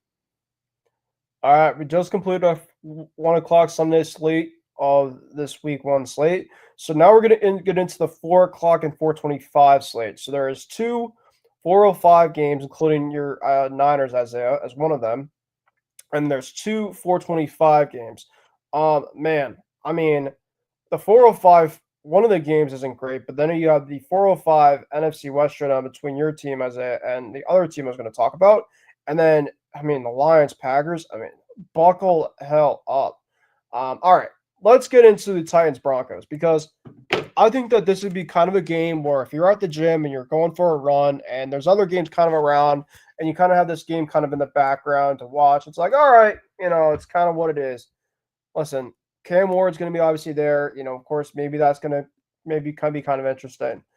But the Titans are going to suck. I'm sorry. I'm just not a big fan of this team at all. I mean, yes, they have Calvin Ridley. They got Tony Pollard, but they don't really have much besides that. I mean, there's nothing that really screams to me of them kind of going into a place like Denver. I know, granted, it's obviously only the first week and crazy things have happened, but I'm really high on this Broncos team. I really am. I mean, obviously, Bo Nix, a second year. Obviously, they stole Cortland Sutton, and they got a bunch of guys. I mean, J.K. Dobbins, I think, was a really underrated move for them for their running game. Their defense, I still think, is going to be good, and of course, Sean Payton did a hell of a job to kind of get themselves kind of back into the swing of things. So Denver is just kind of a team that I think is going to be doing its thing this year. Troy Franklin, I think, to be just have another good season at receiving for Bo Nix. I really like that team. I think Noah Fant is over there. I think tight end. They have couple, so I mean, they got a lot of guys over there, and I think they're going to be very impactful. So I'm going to go Sean Payton. Your Broncos, my friend. I mean, want to know coming after week 1 of this season. What do you have? I got the Broncos as well to win this game. They're at home. Cam Ward's first start in the Mile High City. That defense will be after him. But you know what, Ben? I actually am kind of high on the Titans this season. I think that I think with the Tennessee Titans, look, I think that they're gonna be a really fun team to watch. And the thing I always say is, you know how in the NFL, right? Every year there's always these 1 or 2 teams that just come out of nowhere because they either have a great rookie quarterback or they have a great, a rookie quarterback that took a massive leap for his second year. Going to be the Jaden Daniels of the first year, Cam Ward?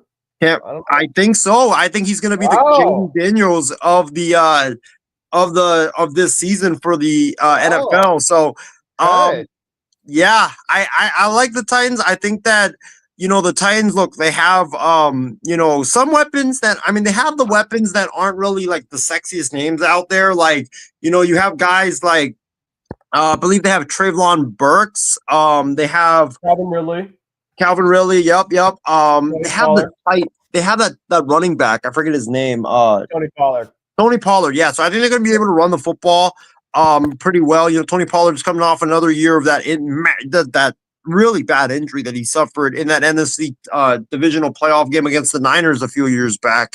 But watch out for this guy that I think a lot of people are not realizing that he's going to be a star. But Xavier Restrepo, the wide receiver who was from Miami, who they drafted, he has great chemistry with Cam Ward. He kind of reminds me, Ben, of Wes Welker, where he's a guy that can go over the middle. He's a guy that can be in the slot and dominate in the slot. He's this really fast, small receiver, and they cause a lot. Those fast, small receivers, they always cause a lot of damage. And they do, really good things in the NFL. So I think he's going to be a star for the Titans, and I'm looking forward to watching him play. But I just think week 1 in Mile High, the Broncos are going to be way too much for the Titans, especially their defense. And I think Bo Nix takes another step up. Sean Payton draws up great plays. Give me the Broncos to win this one. I'm going to go Broncos by 10. Broncos by 10. All right. Now I'm going to go to your game, Isaiah. Your San Francisco 49ers. You talk about a week 1 dandy to start off your season. You're going to be taking on the Seattle Seahawks. It's weird because typically every single time I see the Seahawks and Niners play, at least in Seattle, it's always mid part to late in the season, whether it's a Sunday night game, whether it's a Thursday night game. But the schedule makers decided to make it week 1 of the season. So here we are. Isaiah, obviously I'm going to take it to you, very momentarily, but this should be a very exciting game. And I think that Seattle is kind of a team that's going to be kind of a bit slept on. I know obviously Pete Carroll left, but, Kenneth Walker, you got Chardonnay, I think, as their running game. So they got a really good running game. Obviously, the McCaffrey, right? You don't know how McCaffrey is going to be kind of, coming off of injury right away. Obviously you got the Brock start back. You got Kittle. I think Ricky Pearsall is going to have a really good year for you guys. Defensively, I think that you guys have a bounce back year.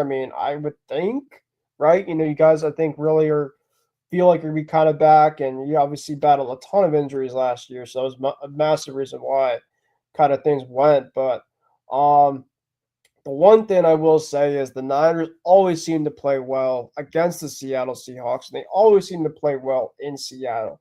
Brock Purdy, I don't know what his stats are, but he always seems to shine, whenever he sees the 12th man over in Seattle. So for that being said, I'm going to go with the San Francisco 49ers to go into Seattle, but play a really good game. Sam Darnold, I do think, is going to be a very good fit for the Seahawks. I know obviously you have, Jackson Smith-Njigba. You obviously have a couple of their running backs. So I think it's going to be a team that is going to give teams some fits. And, of course, too, they added Cooper Kupp. Cooper Kupp, I think, would be a really decent fit for them. That's going to be really weird to see Cooper Kupp in Seattle uniform, by the way. But granted, I'm going to go with the 49ers. I think they're going to win by 7. I'm going to say I'm going to go 30-23. I think that the Niners offense, actually, with all their guys, I think they're going to break out offensively in the first game. I do. I think Kittle, I think McCaffrey, I think Purdy will probably throw 3 touchdowns. I think he'll go 3 touchdowns, 1 pick for like 220 yards. And he'll do enough to win the game. But I think Darnold will have a pretty good showing also for Seattle. That's why I think it'd be kind of higher scoring. But I'm going to go with the Niners here to win this game. So the thing with Darnold is that I'm kind of afraid because, he's going away from Kevin O'Connell. He's going away from Justin Jefferson, Jordan Addison, and those guys.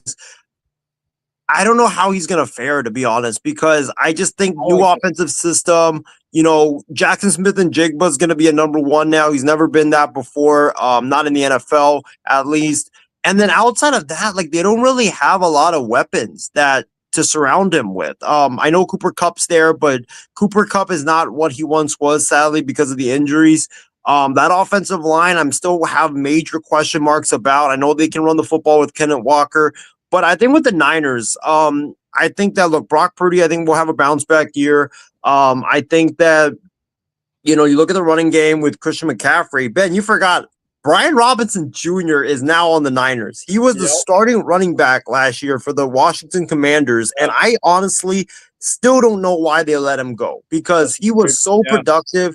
Yeah, he ran for 1,000 yards and 8 touchdowns last season, and like you cannot grow those on trees. To be honest, you cannot grow 1,000-yard runners on trees. Like this guy got like 1,000 yards, and he was given away to the Niners for basically like a bag of Oreos. Like that's how less the Commanders got in return. I think he's going to be so productive in Kyle Shanahan's offense.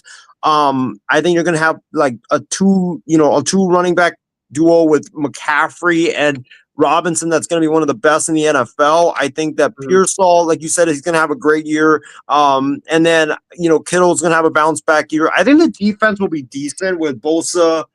Bryce Huff, I think, is going to have a bounce back year. I think he's going to get double-digit sacks, going back into Robert Saleh's defense. Having said that, I'm going to go with the Niners still to win this game. I think the Niners, they've owned Seattle recently in Seattle. That stadium is always loud. It's a tricky place to play, but, Brock Purdy, he owns the Seahawks in Seattle. I think they're going to be able to dominate with the running game. And also, I think that defense will be able to get a lot of pressure on Darnold just because that offensive line for Seattle is very suspect. So I'm going to go with the Niners to win this game like 27-17. I just think that the question marks on the offensive line and also the Seattle defense, like there are question marks there in terms of their defensive line and secondary as well. So I'm going to go with the Niners. I just think the Seahawks, the question marks are going to come back to bite them in the ass. We're going to have to see, right? I think that Seattle is definitely going to be a team, that is probably going to be up and down. I think, like you mentioned, Sam Darnold, of course, is getting out of that Kevin O'Connell scheme, which really flourished, after obviously being in a Jets team where he was just completely just in deer in headlights and seeing ghosts. And he obviously went there, and I think he really kind of got himself to having some of his best years over there, but now he's obviously going away from it again. Ben, I got a hot take for you, by the way. Mm-hmm. I know this is a prediction show, but I think honestly that Sam Darnold's going to get benched mid-season. Like he's been struggling in training camp. There were talk of maybe a Drew Lock or a Jalen Milroe being the quarterback. I think things are going to get bad in Seattle, and I think they're going to bench him. And I think my boy Drew Lock is going to take over as a starting quarterback of the Seahawks mid-season for Sam Darnold. That's my hot take for the. I feel like Drew Lock is always like a Seattle Seahawk. Like he's just made to be a Seahawk. I don't know why. But regardless, that's another topic for another day. We got some other games to talk about here. Another good game to talk about here is the Lions and the Packers. You're going to have Micah Parsons' debut in Green Bay against a division team against the Lions. I mean, you talk about just cinema, right? You have a ton of great games. And, of course, you got, obviously the Niners and Seahawks going out. And then you have this game. I mean, the 4:25 slate, my assumption would be that Nance and Rummel will be on the call for this game. Isaiah, I mean, this is really a coin toss. I mean, I think, you can really, of course, kind of look at home field as kind of maybe a potential factor for this. But I think, the Lions the last couple of years really kind of played the Packers really well and ended up winning these games. But Parsons just changes so much. He really does. And the Packers always seem to be a really good team at home as well, too. Now, the Lions obviously have beaten the Packers as of recent, and they did beat them in Lambeau. That was one of the games that they won. I think it was last year, the year before.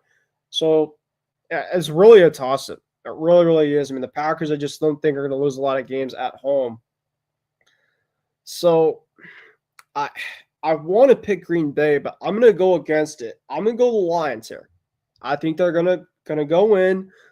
I like their running game. I think that they know Dan Campbell in that scheme. Now, granted, obviously Ben Johnson won't be there anymore as our offensive coordinator. But I do think they're going to be running similar scheme. Amon-Ra is still going to have another year, really good year under him. I'm going to go Lions here. This could be really a toss-up, and I wouldn't be shocked if Green Bay won, but I don't know. I like the Lions here. Ben, I got to go with the other way. Give me the Cheeseheads to win this game. I figured. And the reason being is because like you said, the Micah Parsons trade changes everything. And we were doing this show a couple weeks ago, probably would have said the Packers would lose this game. And the Packers wouldn't do much because let's face it, their offense is really good with Jordan Love. I think Golden, the new receiver they drafted in the first round, I think he can be a star. You have Romeo Doubs, you have Christian Watson as well. They can score. They can score average. Yeah, they can average 30 points a game, but they can't stop anybody. That's been their problem for the last 3-4 seasons. Detroit. Yeah. So I'd rather take away that. I'd rather go for the team I trust more. Right. Playing in a shootout, and I think that's more Detroit, but I could be wrong. But I think that the reason why I think this game will turn Green Bay's way is because the offensive line for the Detroit Lions really worries me. Penei Sewell's there, but guess what? They lost Frank Ragnow, who unexpectedly retired this offseason at the age of 29 years old. They lost Kevin Zeitler as well, who was a pretty solid offensive tackle for them. So they've got a massive hole, I think, in the right side of their offensive line. And Micah's going to be lined up on that right side of the offensive line where they have a major weakness, and he's going to be attacking that backup or whomever that replacement is. And I think he's going to have a monster day. And he's going to be out to try to show Jerry Jones that you should have kept me. So I think Mike is going to have a massive day. I think that Jordan Love, we know he can throw the football. I don't really trust that Lions secondary. I think the Packers are going to be able to attack it. But I think I'm going to go Green Bay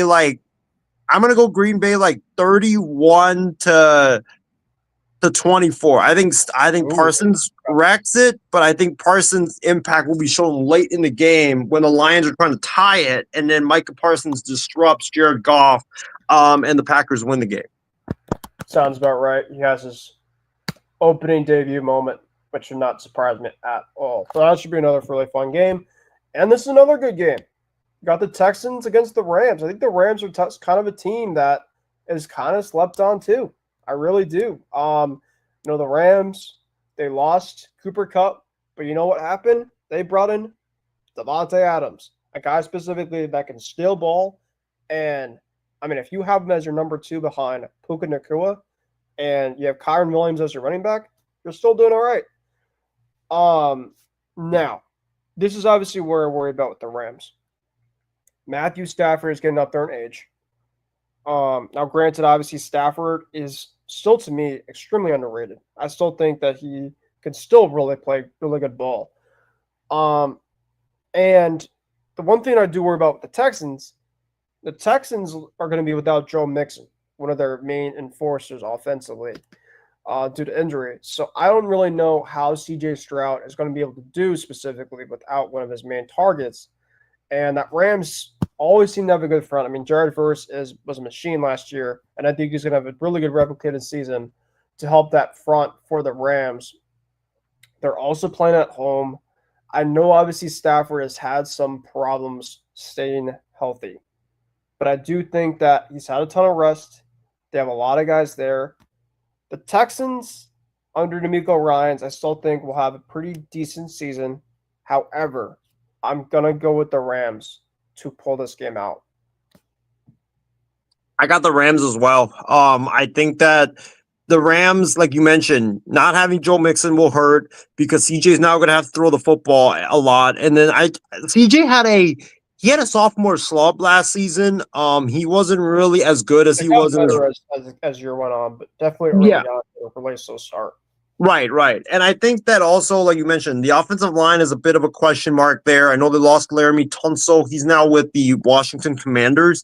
And then, so I think the Rams will be able to get after him. I think that the Texans, I don't know about their front. I know Will Anderson is disruptive, but other than that, Danielle Hunter as well. He wasn't really that good though after signing that big contract. He was like, I wouldn't rule him out though. Hunter still I think is pretty good football.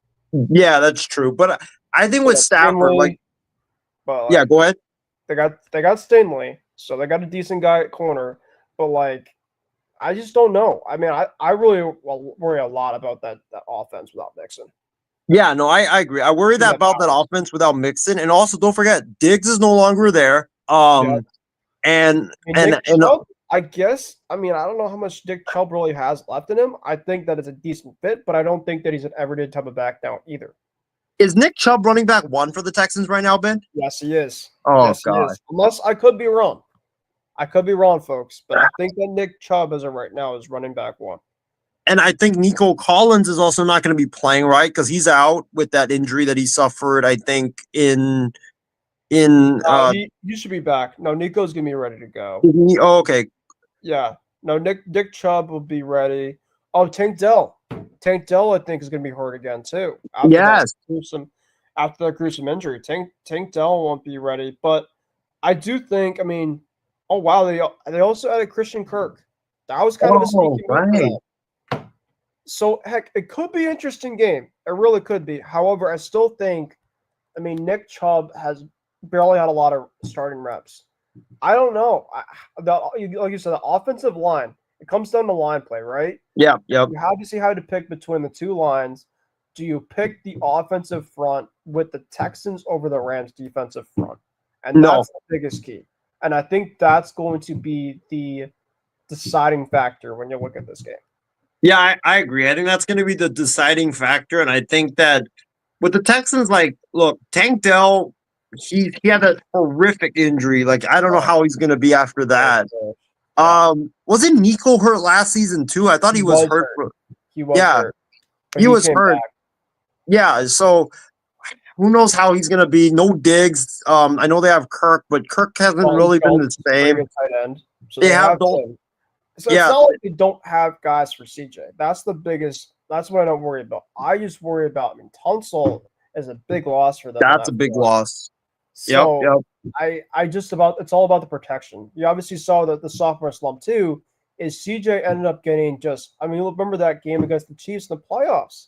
I mean, he was just getting loaded with the front and the Chiefs left and right. So it doesn't matter how many guys, as you looked at in football for years and years and years. It doesn't matter how many guys you have if you don't have a good front or a front enough that's trustable. Right. So that the Rams are just going to come. And I think that's where the game plan is going to be the deciding factor. Yeah, I agree. I'm going to go with the Rams. I think it comes down to the line play. I don't trust the Texans offensive line to be able to stop the Rams defensive line. And poor CJ Stroud, he's going to be like running for his life throughout this entire season, man. So, yeah, give me the Rams. And I think I want to say it's going to be a close game, but the line play is really going to determine how it's going to go. All right, so week 1 has been great in terms of matchups that we've talked about. And you thought that football was going to be a dud on Sunday night. Think again, because you're going to get something right at the jump, a potential AFC championship preview. A game in which was an absolute popcorn box office type of game in the playoffs last year. It came down to Mark Andrews legitimately having butterfingers in the end zone to lose that game. But, box office material type of game. 2 quarterbacks that have gone back and forth countless times. You know them, Lamar Jackson and Josh Allen. The Ravens are laying 1.5. And, I mean, listen, we talk about a lot of these overall matchups right now. Both teams, I think, are going to be extremely good this year, right? Both teams have 11, 12 win type of potential. Isaiah, this could be one that could also be disagreed on. It's right now over under 50.5. However, I'm leaning towards the Ravens to have their revenge. I think that they're better equipped this year. I think Zay Flowers is back this year. I think their defense is better this year. And think about it this too, Isaiah. The Buffalo Bills defense, that's potentially one of their Achilles heels, I think, to watch for this upcoming season. As great as the offense is with Josh Allen and Sean McDermott, I know obviously Harbaugh has had a ton of bad clock management, especially in that game in the playoffs last year. But I do think, kind of like the Lions going into the Packers, I'm taking a gamble here. The Bills are a really good team at home. I'm going to go with the Buffalo Bills in a close game. I mean, you talk about in inches. And it could come down to a play at the end. And I'm going to go with Baltimore to pull this game out and have their so-called revenge after the Bills had it against them in the playoffs last year. My gosh, this is like every which way you slice it and dice it. Yeah. Game is gonna be so close. It's gonna be It really is. As good as it is. I agree, dude. It's gonna be a pain in the ass to pick this game. Oh my gosh. You know what? Like I was talking about with you before, right? With the Texans-Rams game. You kind of really have to look at the secondary parts of the teams. So Right. obviously you know about the quarterbacks, right? The quarterbacks are basically a toss-up. You know, we both know, obviously, but most people know that you got two of the best quarterbacks in the league, Lamar and Josh. But then you go to the defenses. The defenses for the Ravens, the defenses for the Bills. The Bills, I think, their front has decent, right? But it's about their secondary. Is there a lot specifically to kind of look at in that secondary for Buffalo?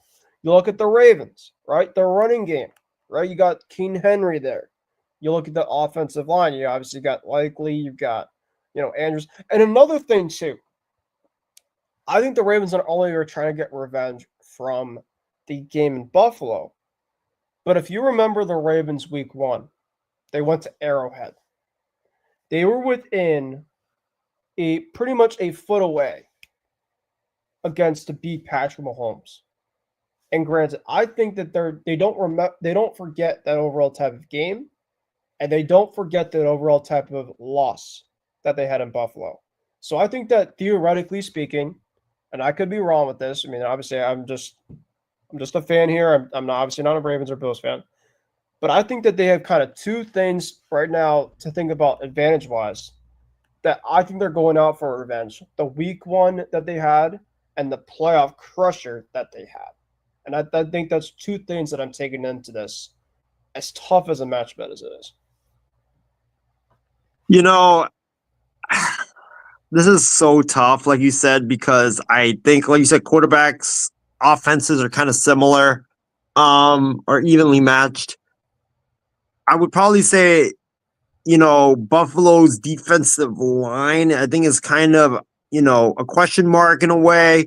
Their secondary, you know how I feel about Taylor Rapp, but DeMar Hamlin, I don't know how you can rely on him, sadly. He wasn't really that good in coverage. I know he had 8 picks, but still, he's getting beat a lot in coverage. The one thing that keeps coming back to me, though, Ben, is when Lamar Jackson needs to make a clutch throw, can I trust him? And for me, the answer is no. So give me the Buffalo Bills. I think it's going to come down to, like last year against Kansas City. I think we're all going to be thrilled about this. That's going to come down to a late game possession.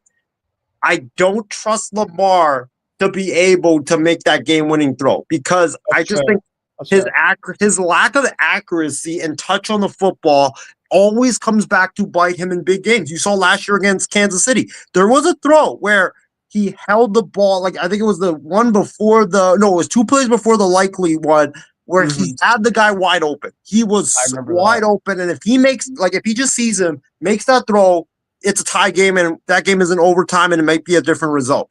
But the lack of accuracy, the lack of being able to throw the football and being able to read defenses, I think it's going to come back to bite him. So I'm going to go Buffalo winning this game like 30-27, but it comes down late, and I just don't trust Lamar to make that late throw to win the game. That's very, very fair. I mean, like we were talking about, I mean, it's going to come down to something, specifically right late.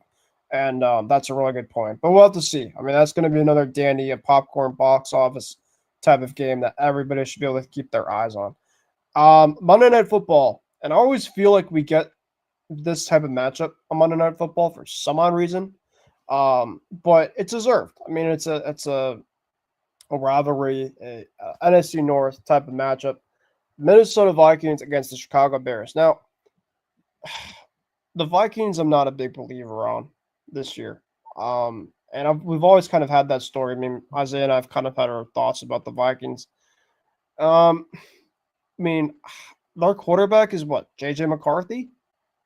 Yeah, JJ McCarthy. JJ And you know what? McCarthy. I'll say this. They won the national title, but he wasn't like a superstar quarterback in college. He was like a conservative game manager, but here's the thing, I don't know if that translates in the NFL though. Okay. Yeah, no, I definitely know who I'm picking right now in this game. Okay, so the Vikings, JJ McCarthy's debut going into Chicago, Caleb Williams and Ben Johnson. Ben Johnson's debut, and I think that we're going to see a Caleb Williams spectacular in week 1 of this game. Now, granted, I don't know how good the Bears are going to be this year. I don't know how bad they're going to be. Everybody has talked about them being the Bears for consistent year after year after year. However, the Vikings, you look at JJ McCarthy, NFL debut. Justin Jefferson currently is battling a hamstring injury, so that's your best receiver. And their defense, I cannot trust their defense consistently at all. It feels like they have a bunch of guys in that secondary that are either old or they can't cover. And the Bears have some guys that are weapons. You know, you drafted the guy from, I think it was from Michigan at the tight end. You got Cole Kmet. You got DJ Moore. You got some guys there. You know, the Bears specifically might be able to move the football this year a little better than they did last year. So I'm going to go with the Bears. I'm rocking the Bears. I think that Ben Johnson has a great debut, and this could be a laugher of a game. I would not be surprised. I just don't know specifically, you know, how JJ McCarthy is going to be in his first game. I think JJ McCarthy, as an Ohio State fan, I always thought he was a little bit overrated. I really do. I think he was kind of overall in terms of the system, this and that. And I think that him with O'Connell, he should be good with. But in the first game, there's always that pressure for the kid. And if Justin Jefferson has, even if he's healthy, has something dealing with his hamstring, those hamstrings are no joke. We've obviously seen that countless times. So if your top guy has something like that and it's kind of limited and you have other guys you kind of have to bank on, remember Jordan Addison. Jordan Addison might not be ready either. He is obviously dealing with that suspension. I'm pretty sure as well too. So the Vikings have some disarray going on right now currently, both injuries and not. So I'm leaning towards the Bears in this game. Ben, on Monday night, the good townspeople of the MI6 Sports Network will be singing the Vikings lose again over and over because that's indeed what's going to happen. Because like you mentioned, JJ McCarthy, rookie day, or it's not his rookie year, but it's his NFL debut. I agree with you. I think in college he was a conservative system quarterback, kind of like Alex Smith. Didn't really think he was all that special, to be honest. I think that he was a guy that relied on the system with Harbaugh and the offensive line and the great running game with Blake Corum. But now you're in the big leagues with the NFL. Justin Jefferson's there. I know they have Aaron Jones, but I don't really trust JJ. You know, when he needs to make the throw, can he do it? I don't know if he can do it. And that defense, like you mentioned, they're a bunch of old guys, a bunch of guys that, you know, a bunch of has-beens, a bunch of guys that, you know, I just don't really trust. So I think the Bears are going to win this game, and I think that Ben Johnson is going to have a majestic coaching debut as the head coach. I think he's going to dial up some really creative plays that you're just blown away by. Is Mike Zimmer still their defensive coordinator too for the Vikings? No, it's Brian Flores, I think, right? I thought it was Zimmer, but maybe Zimmer got fired. I think Zimmer got. Well, I think you know what's crazy. I think Zimmer's on the Cowboys. Oh, yeah, that's right. I think Zimmer's on the Cowboys. It makes sense now why Micah Parsons wanted to leave that shit show organization. When you have Mike Zimmer there, who should not be being a coach for any team currently, but that's another story for another day. Well, Ben, speaking of a guy who shouldn't be a coach for any team, I mean, how about Brian Schottenheimer, who's the freaking head coach of the Dallas Cowboys? It's going to be hilarious there. I mean, you've got a clown show of just front office between Jerry, Schottenheimer, and Zimmer. I mean, it deserves them right. It really does. But for Christie, though, if you're watching about the Cowboys, that's not an overall direct shot at you, my friend. That's just an overall incompetence of the organization. Yeah. That really, really is.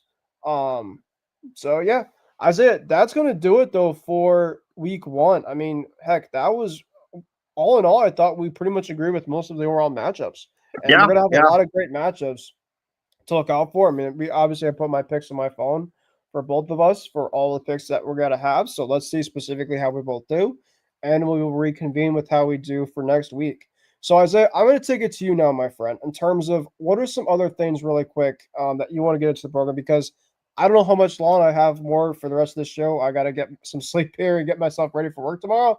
But Right. heck, I'll definitely try to, at least get to this next topic with you real quick before I get some sleep. Yeah, I think it's since I think like there's only one last thing to do, which is like quickly run through like our predictions for the divisions and the wild cards, because I don't know if I've had a chance to get. I know you on a different show Yeah. you were able to give it, but Ben, I'm gonna before you go on yours, I'll just go really quick in terms of who I have. Yeah, go ahead. Okay, Oh, me. You want me to go first, or you want to go first? I'll go first, and then Okay. I'll probably sign off, and I'll comment and listen to you for the remainder of what you have. Actually, let me go first then, because I want to I think you're going to be shocked by so many of these picks, to be honest. Okay, all and right, I think away really quick. Yeah, so I'm not gonna really blabber about it, but let's start in the NFC. NFC East, I'm gonna go with the Commanders. Cowboys will finish in last place. I'll say that about them. NFC North, I'm gonna go with the Packers. Michael Parsons trade changed everything. Interesting. Now, this is where the shock comes in. Or actually, let me go to the NFC West first. But the 49ers will win the NFC West. I think they bounce back. They have a last place schedule. They have all the ingredients to bounce back. NFC South, get ready for this, my friend. I'm going with the Carolina Panthers to win the NFC South. I think that you look at the NFL, like I said, there's always these 1 or 2 or 3 teams that always come out of nowhere and shock the world. I think the Panthers are primed to be that team. Bryce Young was decent last year, or he was pretty good, came on strong. They got Ted McMillan, who I'm really high on from Arizona, the receiver. Yeah. And I think their offense will be more explosive. I just think this division, honestly, Ben, the Saints are going to be crap. The Falcons, the Bucks, they're going to be good, but they don't really stand out as being that dominant team. So I think Carolina crashes the party there. Yeah. And then in the NFC wild cards, I'm going to go Eagles, Buccaneers, and then I'm going to go with the Arizona Cardinals. I think the Arizona Cardinals take that step and make the wild card.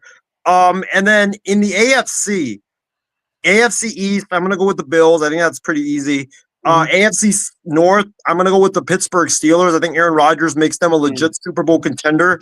AFC South, I'm going to go with the Tennessee Titans. And I said that on the show, and I know my guy Tejas was so shocked by it. But like I said, I think Cam Ward's going to be this year's Jaden Daniels. I think the Titans will be this year's Washington Commanders. There's always those 2 or 3 teams that just shock the hell out of everybody. I think Cam Ward's greatness will make up the deficiencies of the weapons around the Tennessee Titans. I think their defense is pretty solid with Jeffrey Simmons. Brian Callahan can call plays, but I think Cam Ward's greatness will be able to really mask a lot of that deficiency. And then AFC West, I'm going to go with the Broncos. I think the Broncos, defensively, they improve. Offensively, Bo Nix is going to take the next step. And then the wild cards. Chiefs, Ravens, and your New England Patriots will get back into the postseason. For the first time in 2021. And then in terms of Super Bowl pick, I'm going to go with the Packers and the Pittsburgh Steelers. Aaron Rodgers versus a former team. Shit. Let me hear your prediction before I give my winner, because I can't really I can't think about this, can't decide who to pick for the Super Bowl. Okay, so AFC, my AFC East, I'm going to go Buffalo. As painful as it for me to say, I got to be a realist here. Josh is still the best quarterback in the division. My AFC North, I'm going to go with the Baltimore Ravens. I think that they're the most complete team in that division, and I still just don't see anybody on that level yet, specifically on both sides of the ball. My AFC South, I'm going to go with the Houston Texans. I still think that the Texans with Ryans, Mixon will be back soon, and I think CJ obviously I think will be much better in year 3. The NFC, I'm gonna go NFC East.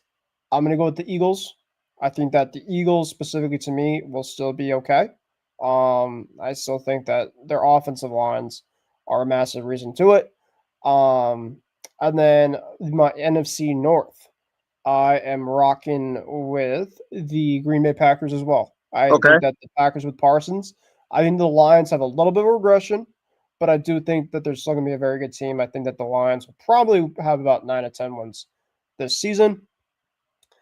And then my NFC South, I am going to go with the Bucks, the Buccaneers, with Baker. I really like still that team over there. Obviously Evans, Godwin, obviously back. Godwin obviously missed a lot of time last year, and they still, had a really good kind of ending. And of course, you had Ibuka. I think that their offense, they have the best offense, I think, in that division. And I still think that they're going to score a lot of points to me in that one. So my wild cards, I'm just going to go with my wild card teams. In the AFC, I am going to go with the Pats. I'm going to go with the I'm going to go with the Bengals. I think the Bengals get themselves back in to the playoffs with Joe Cool, ice in his veins, Burrow. And I'm going to go I don't know about The this Titans? You want to do it? No. I'll say the Chargers. Okay. I think the Chargers will. So I think that the Texans will be my number. I think the teams that will be kind of on the outside will be Pittsburgh. I think the Pittsburgh will just miss it. I think Miami will just miss it. Pittsburgh, Miami, and Jacksonville. I think Jacksonville will also miss it. So those will be kind of the teams on the outside looking in, but it's going to be kind of a packed type of division and type of like race. In the NFC, I got Commanders, obviously. The Falcons, I think, will be also in the playoffs. I really liked how they finished up last year. And you know what? I'm going to say Seattle. Okay. I think Seattle finds a way to kind of get themselves back in it. Who was your NFC West, by the way? Was it San Fran? San Fran. Yeah. Okay. Yep. I think it's going to be kind of that old, San Fran, Seattle back and forth, kind of like it was beforehand. Actually, no. I take that back. I take Seattle out. I'm going to go Rams. I like the Rams a lot better there. So I think that I take Seattle out. I think I'd be the outside looking at it. I'm going to have the Rams. I like the Rams a lot better, actually, personally. So I think the Rams are going to be in second behind the Niners. So my AFC and NFC matchups, I'm going to go with the Ravens and the Chiefs. And my NFC is going to be the Packers and the Eagles. And I have the Ravens beating the Chiefs in Arrowhead. Wow. And I have the Packers playing against the Eagles, but it's going to be at Green Bay. I got the Packers winning. Wow. So the two teams that were in the Super Bowl last year will be playing in the championship this year, but they get bounced. And you got the Ravens and the Packers. So my pick in this year's Super Bowl. Ooh. So you want me to get? Yeah, go ahead. No, go ahead. I was gonna say. So I have in mind. I got Lamar Jackson taking on Micah Parsons. He's talking about just cinema. And you know what's crazy is I have the AFC North versus the NFC North, but I got Pittsburgh playing the Green Bay Packers. Shoot. Ben, I'm gonna do it. I think Aaron Rodgers rides off into the sunset as a champion. But I think it's going to be like Peyton Manning, 2016 or 2016-esque, where he's not really going to have to do much. It's going to be that defense and running the football that I think that will really help the Steelers. So I'm going to go Steelers get revenge on the Packers for what happened in that last Super Bowl when Rodgers was a Packer. This time he's going to win it as a Pittsburgh Steeler. All right. Well, I think that'll do it for the program for tonight. Make sure to follow us on our socials. Of course, down my X down below on BenCruz144. Also, make sure to follow us on all of our different socials as well on Facebook, Instagram, YouTube, you name it. Because of course, not only we have this, obviously this show that was from tonight, but of course we have some other, around the divisions, that of course that Isaiah and James and others have gotten to. So really exciting stuff. But Isaiah, I do want to thank you for coming on tonight, my friend. Like I said, it's been a long time since we have done one of these, and definitely it feels like now the summer kind of being to an end that I can kind of get myself kind of back onto the swing of things with you, kind of more on a weekly type of basis. So it's good to have football back, and I'm excited to see what happens and recap all the fun stuff that happens from this weekend.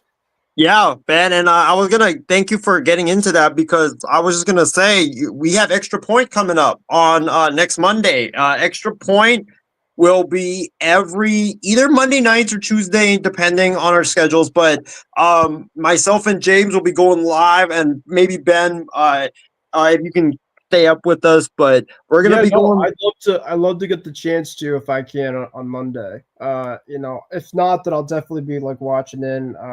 If I want to be kind of more on the program, I'll try to be. Right. Kind of depend in terms of how each week will kind of be. So I'll be kind of like a up and forth type of TBD, I guess you could say. Right. Type of guess for Monday, but I love to obviously come on if I can. Yeah, so we're gonna have Extra Point on Monday and the rest of the whole year. So make sure you guys tune in for that. And I don't know, Ben, do you have any announcement for Kicking It with Cruz before we sign off? Yeah, actually, that's a really good point. I know Kicking with Cruz has been kind of on the, I want to say the downfall of things because I think that's a little too harsh. But I just have not been on it constantly, just because of job and just summer and everything like that. But kind of like the Extra Point, kind of like this show, I think that this point in time where the sports world is getting more popular and more just packed with everything, I think just more content, I'll be able to give you guys out and kind of be more in a scheduled type of show basis. I think that, I'll be trying to be back, maybe not this week, but potentially the following week. So kind of be on the outskirts of that, especially if Extra Point will be on Mondays.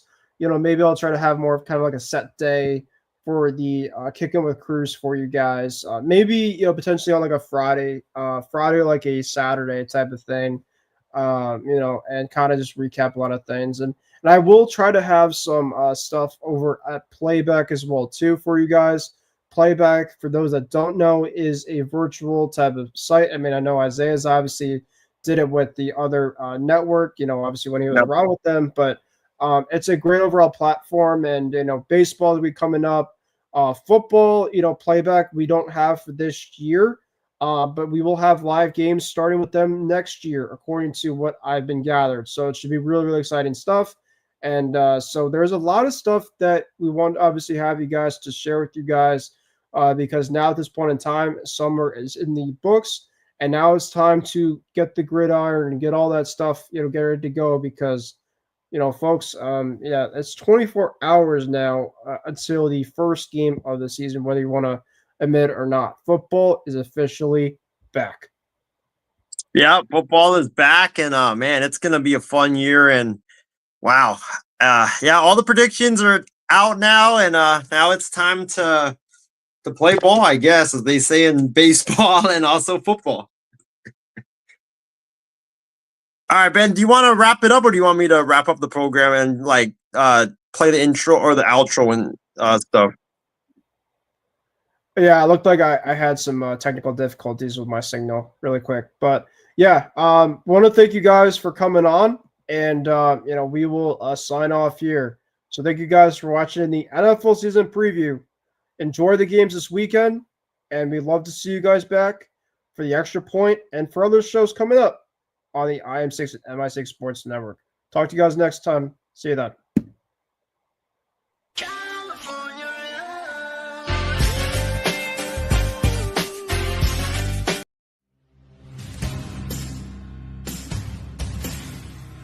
Purdy out of the shotgun, drops a couple of steps, going to take a deep shot to Brandon Ayuk. It's deflected and caught.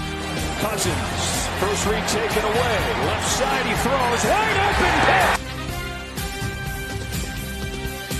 From being able to make a play on that football. That's where Sutton was so good last year in the red zone. Nix evades the run. Nix the fake. Another fake, and he spins into the end zone. They're going to get a free play. Rodgers is the master at it, and a touchdown by Lazard. Jones on the fake, pressure coming, and he's sacked by Parsons. God, corner. Motion man Hudson.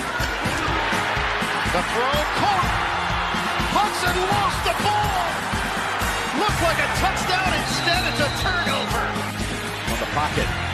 Gets away from Chenal, who's trying to get after him for a second time, but the ball is thrown to the end zone, and it's caught!